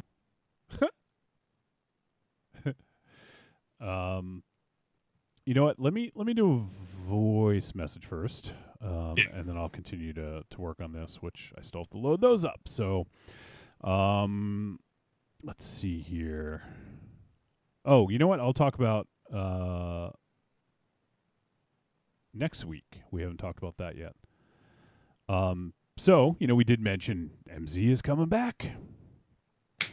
So that is one thing. And the movie we're going to be doing next week is a movie called Mad Heidi. Now, we had someone on the Trick or Treat Radio group actually ask us about this months ago if we were going to do it. And it wasn't on my radar until that moment. So I apologize. I don't have the person's name in front of me, but so this just got a VOD release, and Mad Heidi, synopsis here: Swiss mountain girl Heidi is abducted by brutal government troops and must defend herself and fight a war against a cheese-fueled machinery of hate. Treat. It's a Swissploitation film. Wowzers. Was it? Am I the only one that thought wish Santa Claus would show up and protect her, and they go on a fucking adventure? I kind of want Santa to team up with everybody. Well, you know who is in this? Casper Van Dien is in this movie. I fucking love Casper Van Dien. I know you do. Yep. I am such a mark. Really? Is it really Casper Van Dien? Yeah, it's really him. I watched it. Oh, we're gonna talk some fucking dry foot tips here. Nice. Corny, he says, mine get dry too. Make sure you don't lotion up and slide on your floors, Raven Shadow. No, I know. That's what gives me anxiety. I get concerned. And Marion says, you dudes need to get some rasps and pumice stones. We actually do have a pumice stone. I just don't use it all the time. I need to, because it definitely helps. Have you used one of those, Raven Shadow? I threw it through a window once. and then peed through the screen. Fuck you! Yeah. I never used it on my foot before, though. No, so you never use a pumice stone, huh? I don't want to pass a stone. Jesus. So yeah, okay. Well, there you go. Maybe Marion will buy you one. No, Belated birthday. She did get me some lotion for my birthday. Oh, that's not nice. It's in the room. I'll use it later. Little motion for the lotion. No. Real lotion. I'll show you. It's got it's like working dude lotion for your hands. Working dude lotion. Working dude lotion from workingdudes.com. So yeah, we'll give some dry skin tips next week. Rave Channel uses. Have you used your the lotion yet, Rave Channel? Oh, I haven't yet, but actually I did order the same shaver that you recommended. Oh, nice. Yeah, so it should be here in a couple of days or so.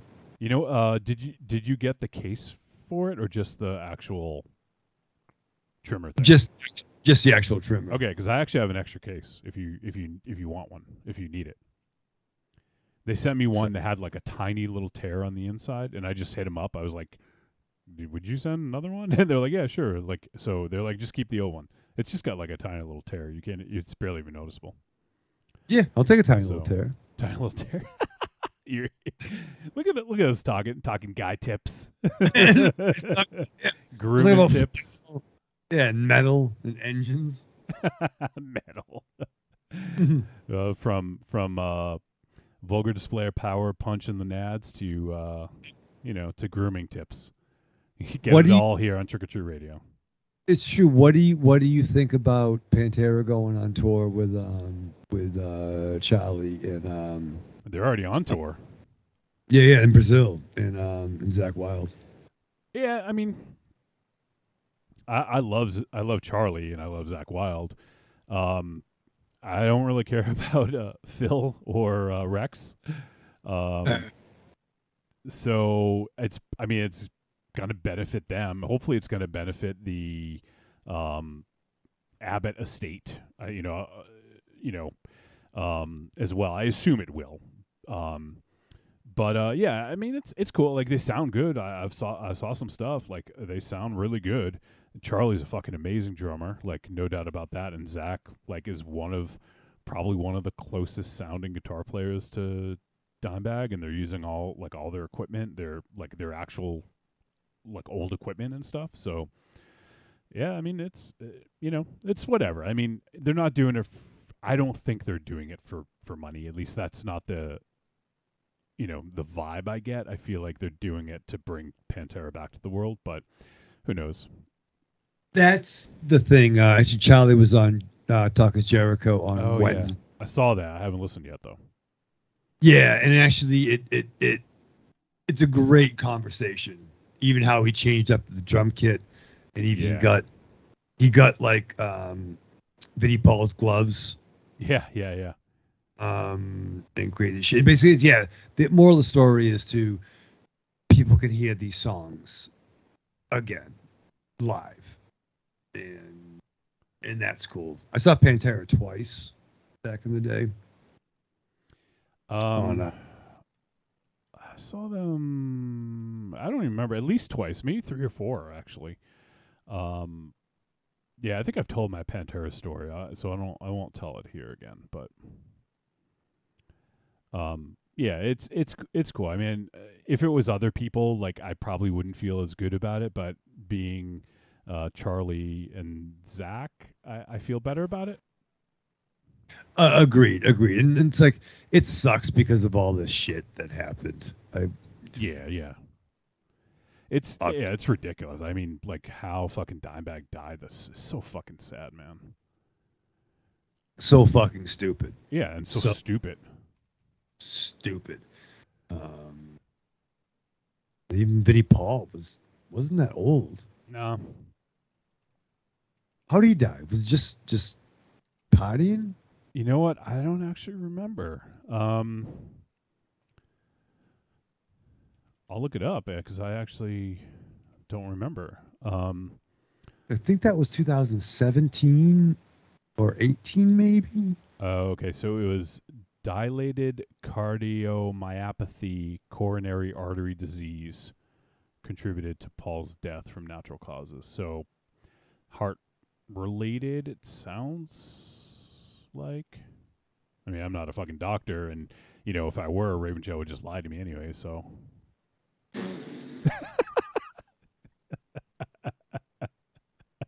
Did you spit something out? It sounded like you spit out a drink. No, it was close. It was close. All right. So I think I finally have some voice messages ready. Goddamn that. Whatever happened to my computer, really knocked shit out. I had to restart everything, including fucking, Windows Explorer folders. They just wouldn't, they were, fucking frozen. I couldn't do anything. So that's why I had to restart, reopen all my folders. And what a pain in the ass. Creepy Girl, thank you for upping your Patreon donation. This will help Johnny fix it. All right. Now, let's see. Why don't we check in with Evil Corny? What do you think? I'm excited. Oh. Today? Not yet, because I got to restart this other program now. Oh, my fucking God. What? No, I said wait for it. Yeah. I got to quit the fucking program where I play all the audio clips and all the music and everything. God damn, man. That runtime error fucked me. I'm surprised it didn't shut the computer down totally. Fuck you, runtime. Fuck you, Yankee runtime. Fuck you. You give me a cross chop. You're going to give the runtime error a crotch chop? I am. I gave a crop chops or something. Crop chops? Crop chop. Are you working tomorrow? Yeah, but I'm leaving at 1:30 to go to my physical. Oh, so you can lie. Okay. Yeah. Look at my list. Well, let's hear from Evil Corny, all right? I think everything is fucking working now, so I can fucking play this. All right, let's hear from Evil Corny. Hey, guys. I enjoyed both films this week. With Nanny, I really, in a way, don't really consider that as being that much of a horror film. I thought it was a well-acted film. No. One of my problems with it is the whole story arc with Michelle Monaghan and her husband just abruptly just ends, and nothing's really resolved. You can kind of see where the husband was having affairs on his wife, but they really don't go in her mental state or anything. But I guess the nanny was the main character, and I'm giving this film a treat. In Violent Night, I really enjoyed this version of Santa Claus with Hammer. I wouldn't mind seeing this version of Santa Claus in a Mortal Kombat game.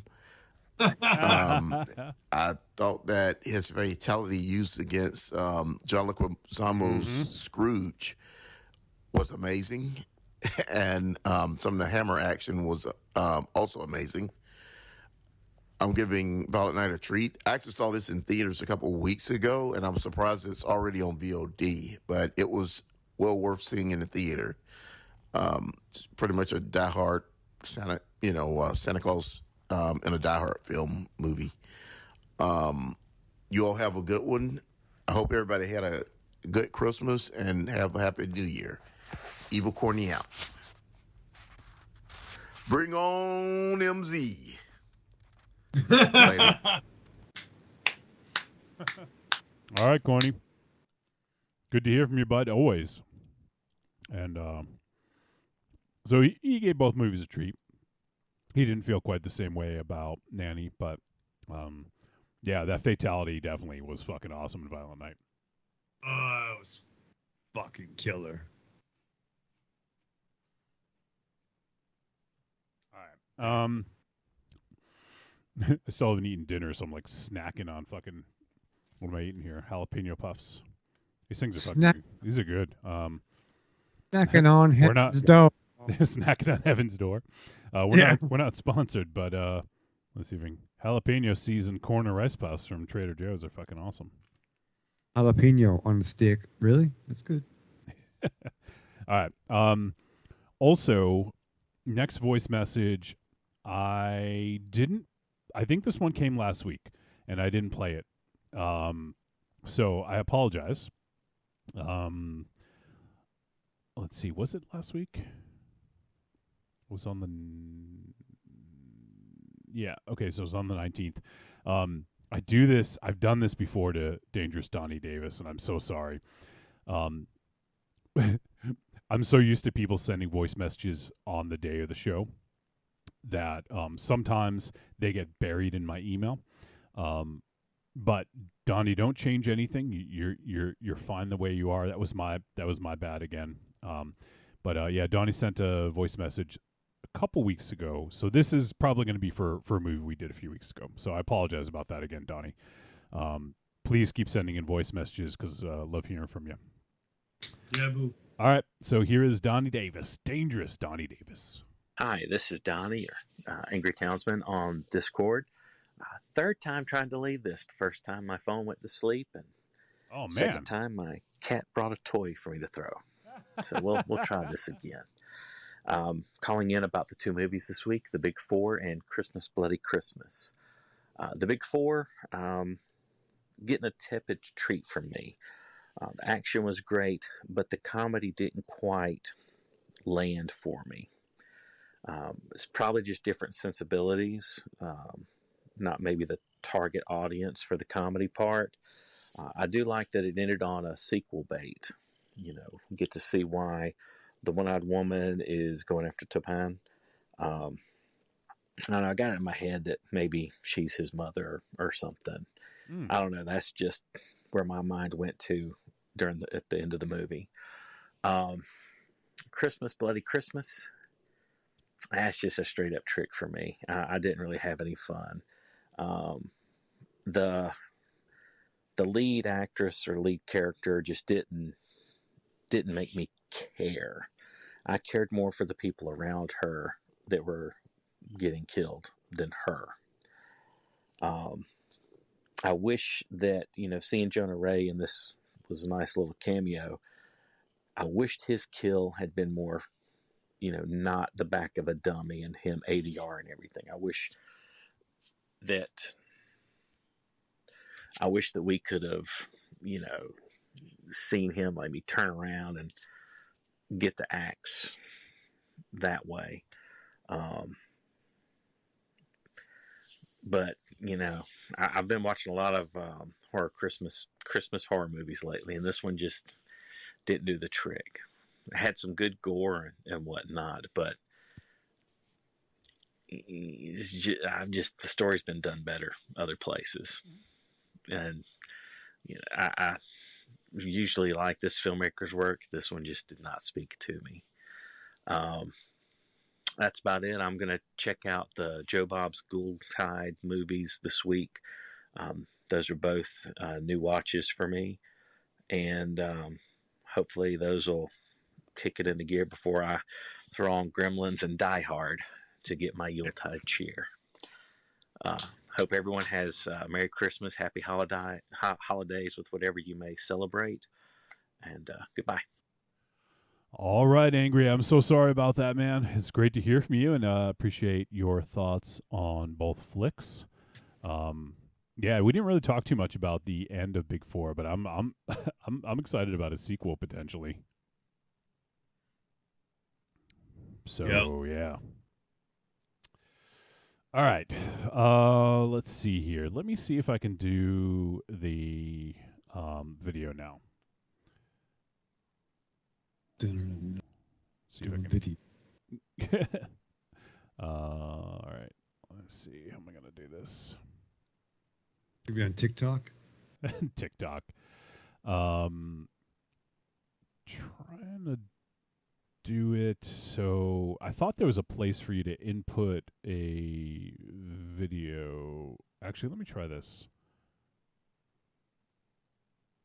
No, okay.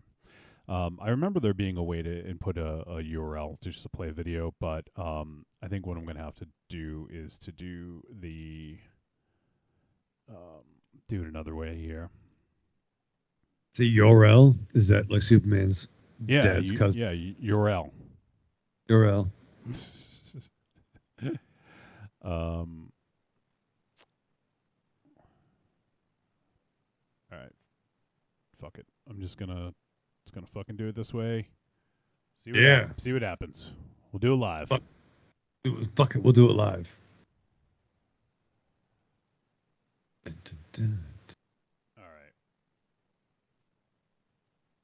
All right, so this is a video, which I appreciate him sending a video. This is great, and I apologize. There's so many issues with it.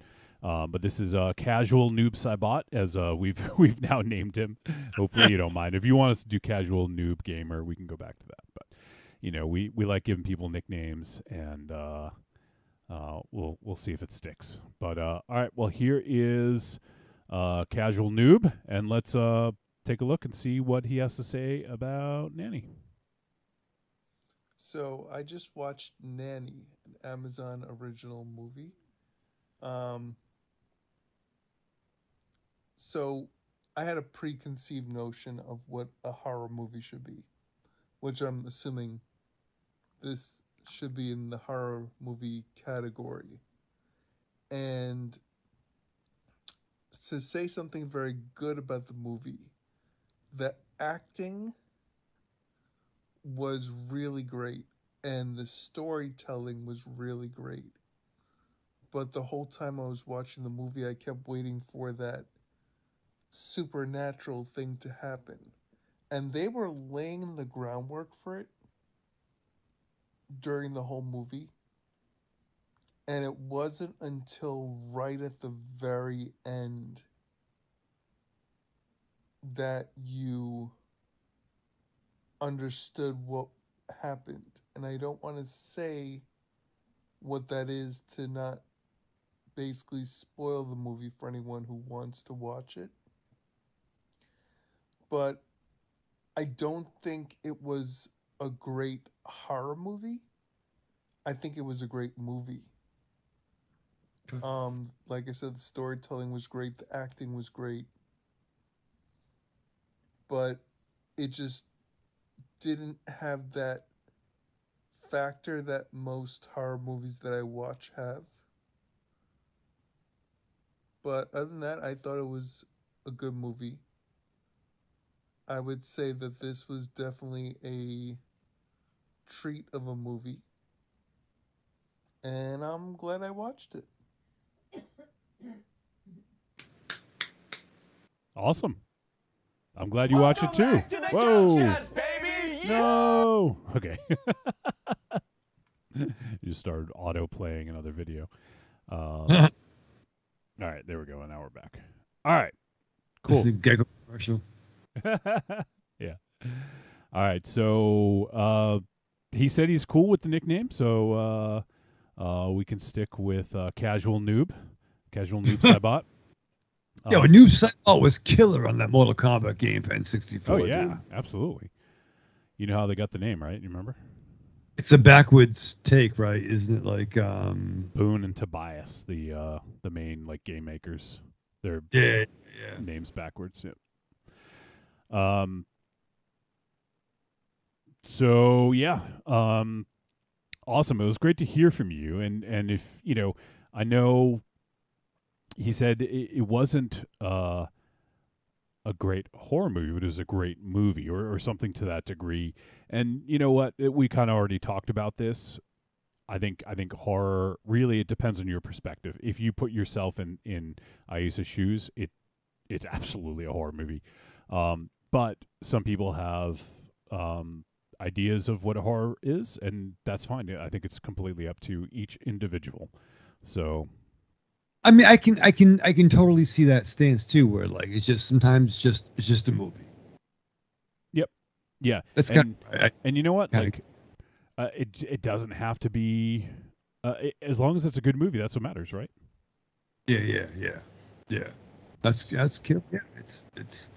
But it was fucking scary at times. Oh yeah. All right, so appreciate it, and Casual Noob, if you want to go ahead and send them in again, be my guest. And he says Raven Shadow's camera went to bed. Did your camera freeze now too? What the fuck is it? Oh, you know what's funny?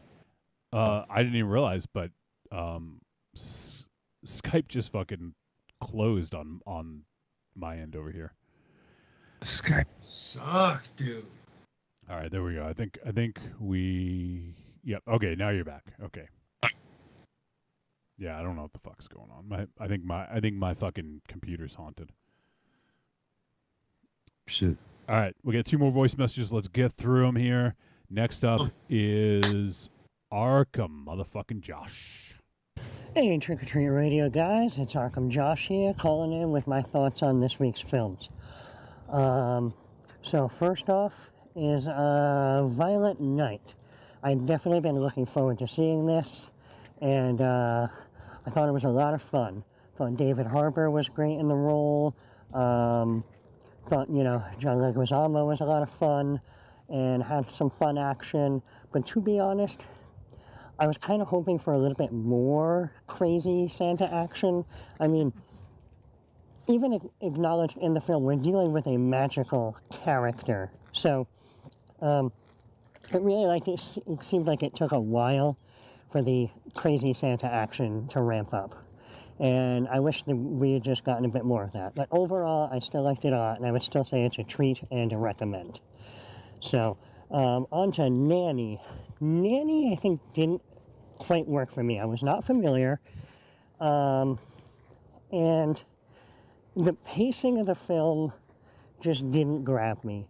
And I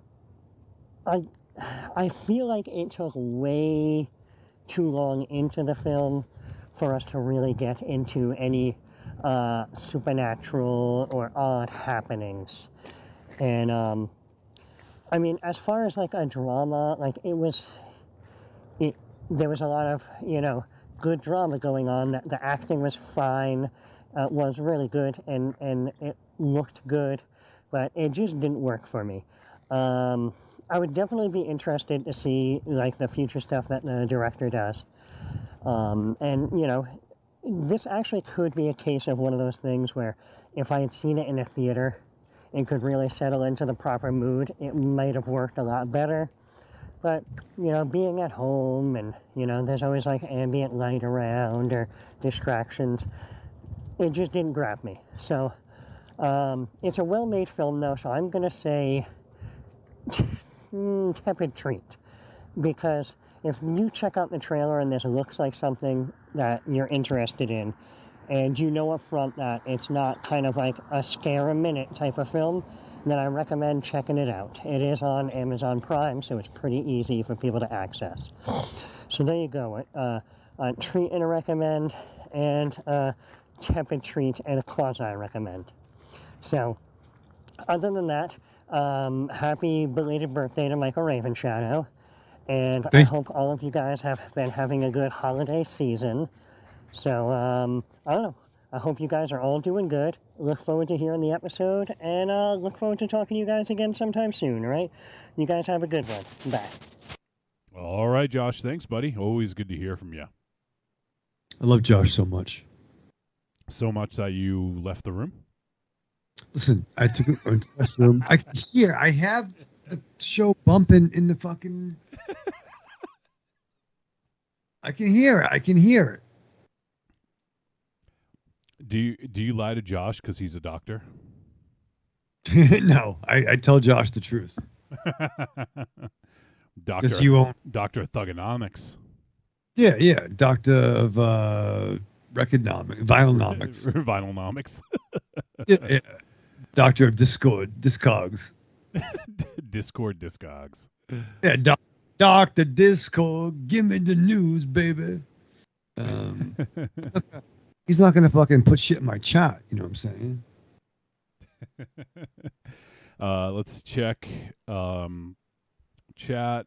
Marion says Ravenshadow still needs to be closer to the camera. We may work on that, though, in the new year, right? Maybe? Yeah. We asked him working on some next level stuff. Next level. I don't know about that. I think we'll bring it up to about 10 years in the past. Let's see. Marion says Evil Corny rooted for Michelle Monaghan, and he said no, her story went nowhere. Angry Townsman says awesome video review. Yeah, I totally agree, Angry. Appreciate you commenting on that. Let's check out Casual Noob. He says, let's see. He says there's a video game called Fight of Gods where Santa Claus fights Jesus as well as other gods. My God. All right. He asks where Mad Heidi is available, and I don't think it's available yet. I think it's going to be available in a couple days. I'll double check on that while I play the next. Angry Townsman says Mad Heidi is available on the official website. Not sure about other places. Cool. Okay, so got that info from our boy Angry. Yeah, Mad Heidi. Okay, so did get a release on the 9th of December. And yeah, you can get it from madheidi.com. And let me see. Yeah, you can click watch the movie. And you can get it for rent it for $9.99. So you can do it right on the website. I don't know if it has distribution. Let me see. I think it might be on YouTube too. Let's see. They have a link to it.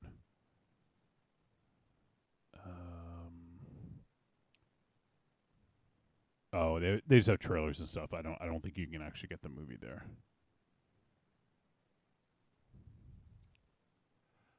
Let me see where else. Maybe it's on Vimeo too. I'll look there and see. Oh, just the trailer. Okay, so yeah, so go to the Mad Heidi website. It's madheidi.com, and you guys can get it there. And it's a 48-hour rental. So you can check it out there. All right, now one more voice message. And it is from First Time Mike. What's up, Trick or Treat family? This is First Time Mike. Hope everything goes well with everybody. And I'm calling to wish you guys all the happiest of New Year's. May your year be successful. May your family be safe and well. May your life be simple and easy, unless you prefer it crazy and exciting.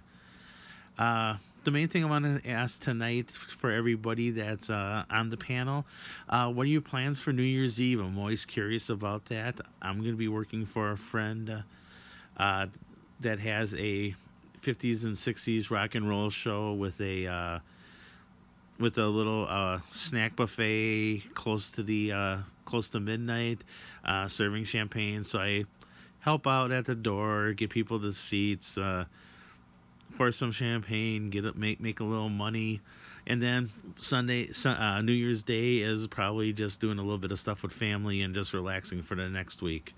But I want to know what you guys are doing. I'm always very curious about that. If you go out and party, be safe. Don't drink and drive. If you're not sure, have somebody pick you up or get an Uber. Everybody be well. This is First Time Mike wishing you all the best. First Time Mike drop out. Bye. Yeah. First Time Mike. Awesome, buddy. Always good to hear from you. And First Time Mike is asking what we're doing. Raven Shadow and I are recording the Trick or Treat Radio year-end show on New Year's Day, actually. I'm sorry. New Year's Eve. We're not doing that. Do you have any plans, Raven Shadow, on New Year's Eve? Yeah, I gotta work the shop till about 6:15. And then the current plan is Mary and I are going to go over my parents' house for a couple of drinky winks and play some cards, some games. We might play Uno, and we have a new trivia game to play. Nice. So we'll do a while and hang out with Angela and Al. We're going to bring Ollie. Ollie's coming. Oh, it's a fucking party now. Yeah, we're going to party. Maybe get some fucking, some pizza or Chinese food, A couple of Budweisers. Actually, I don't even know. I honestly, I had plans to do, to get so many things done during this vacation, and now, my vacation's almost over, and I haven't done shit. So I'm like, fuck, I don't even know what I'm doing, on New Year's Eve. We're not going to go out. Yeah, no, I normally don't like going out. If I do, I like being home by like 11 o'clock the most. Well, yeah, you like being home early. Well, just because I don't want to get fucked up for midnight. Why? Because New Year's. But like we've been there. Just lie about it. Just do it and just lie about it to your doctor. Yeah, you gotta be honest with the officer. That's a problem. You can't be like, I only had 5. Yeah, no. I like being home. Ideally, 11 o'clock to 12. So I like being, having a little, go a little buzz fishing for midnight. Buzz fishing for midnight? What is that? When you get fucked up for midnight, when the ball drops. Why do you gotta be fucked up? Why don't I get fucked up after? Because that's New Year's, Johnny. What? You don't understand that because you don't have doctors. But those of us that do it, we get into certain things that were built into. I like being fucked up. All right, hey. Do what you do, Yeah, I'll be available at 4 o'clock on Saturday. Yeah, it'll be interesting. The year-end show will be interesting. All right, well, that is it for voice messages and video messages. So thanks to Casual Noob for sending in. That's technically not our first, but it may be the first video review. We played videos from other folks, but yeah, hey, if other people want to do it, feel free. Video review. I love it. whatever your delivery method is. Whether it's fucking a video, a voicemail, text, or Sanskrit. You know what I mean? Carrier pigeon. Johnny, I love you so much. I was just pigeon. Carrier pigeon. Why is it fucking 12:30? What the fuck? So long. I think it's actually 2023 right now. I you know what? I think when it's just you and I, like I feel like, oh, this is gonna be a short show, and then now I'm looking and I'm like, we just did like 4 hours ish. What the fuck? How do we talk for 4 hours? Doing 4 hours. I mean, we're friends. I mean, like, yeah, we could talk for a while, but like, what the fuck? I think Casual Noob fucked it up for everybody. No, don't say that. No, I'm just having fun. What are you doing? No, I was trying to just deflect. That's fucking mean, man. No, I was having fun. Yeah, having fun at someone else's expense. Nice. Oh, well, God damn it. No, don't listen to him, Casual Noob. All right? I'm just having fun. You know what? He lies to his doctor, so don't believe a word he says. I will be, just so you know, tomorrow at 2 p.m. Eastern Standard Time, I will be lying to my physician. Are you going to update everyone afterwards? Maybe, post on Discord or Facebook or something? It depends what she says about the things I'm saying, speaking the truth about. We'll see. We're going to temper some things. Yeah. All right. Well, good luck tempering things. All right. Let's fucking wrap this shit up. All right. So this is the last show of the year because we're actually not recording the year end until the 1st. So typically that's the last show of the year. But, for all intents and purposes, this is the last. So 2022 was an interesting year. It was the three of us to start, you, me, and Aries, and I feel like we made some really good friends along the way. We had some great fucking shows with guests. I don't want to call anyone out specifically or forget other people, but I would say in the last month or two we had some really fucking fun shows. I think I'm still laughing from last week. And, that includes like the Krampusnacht party and also from hanging out with Rocky last week.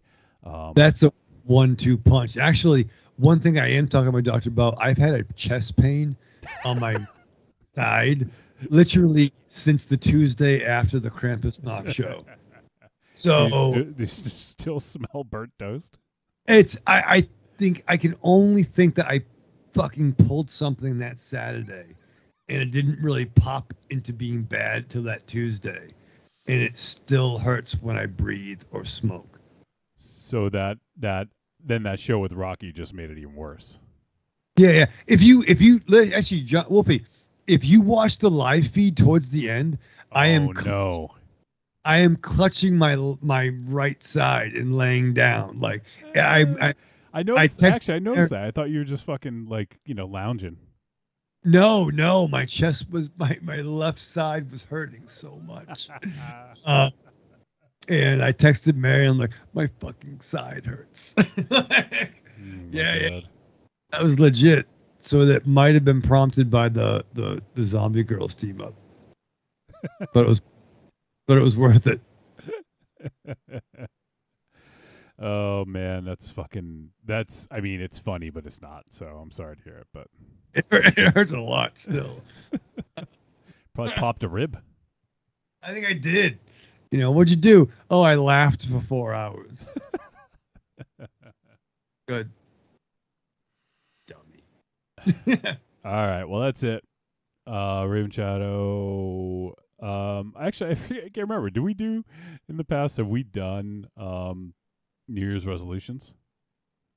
I think we should save it for the New Year's show. Okay, that sounds good. That'll give us more time, and we can end this fucking show anyways. So go ahead, say goodbye.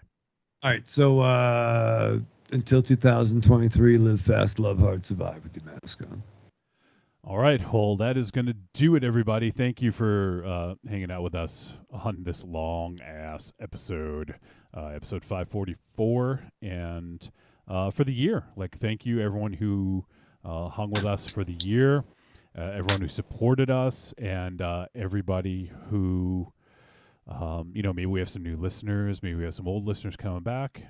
Regardless, if you spent any amount of time hanging out with us this year, we appreciate you and thank you so much. So thank you guys. Have a safe and happy new year, and we will talk to you guys next year. And we will be our ranks are going to gain one, as we mentioned. So we will have MZ back with us next week. I'm really fucking excited. He's not really the prodigal son. He is the vulgar son returns home, I guess. So that is going to do it. So thank you guys so much. 4 hours and 3 seconds right now. That's it. All right. We'll talk to you guys next week. Have a happy and safe new year. Ho, ho, ho, motherfucker.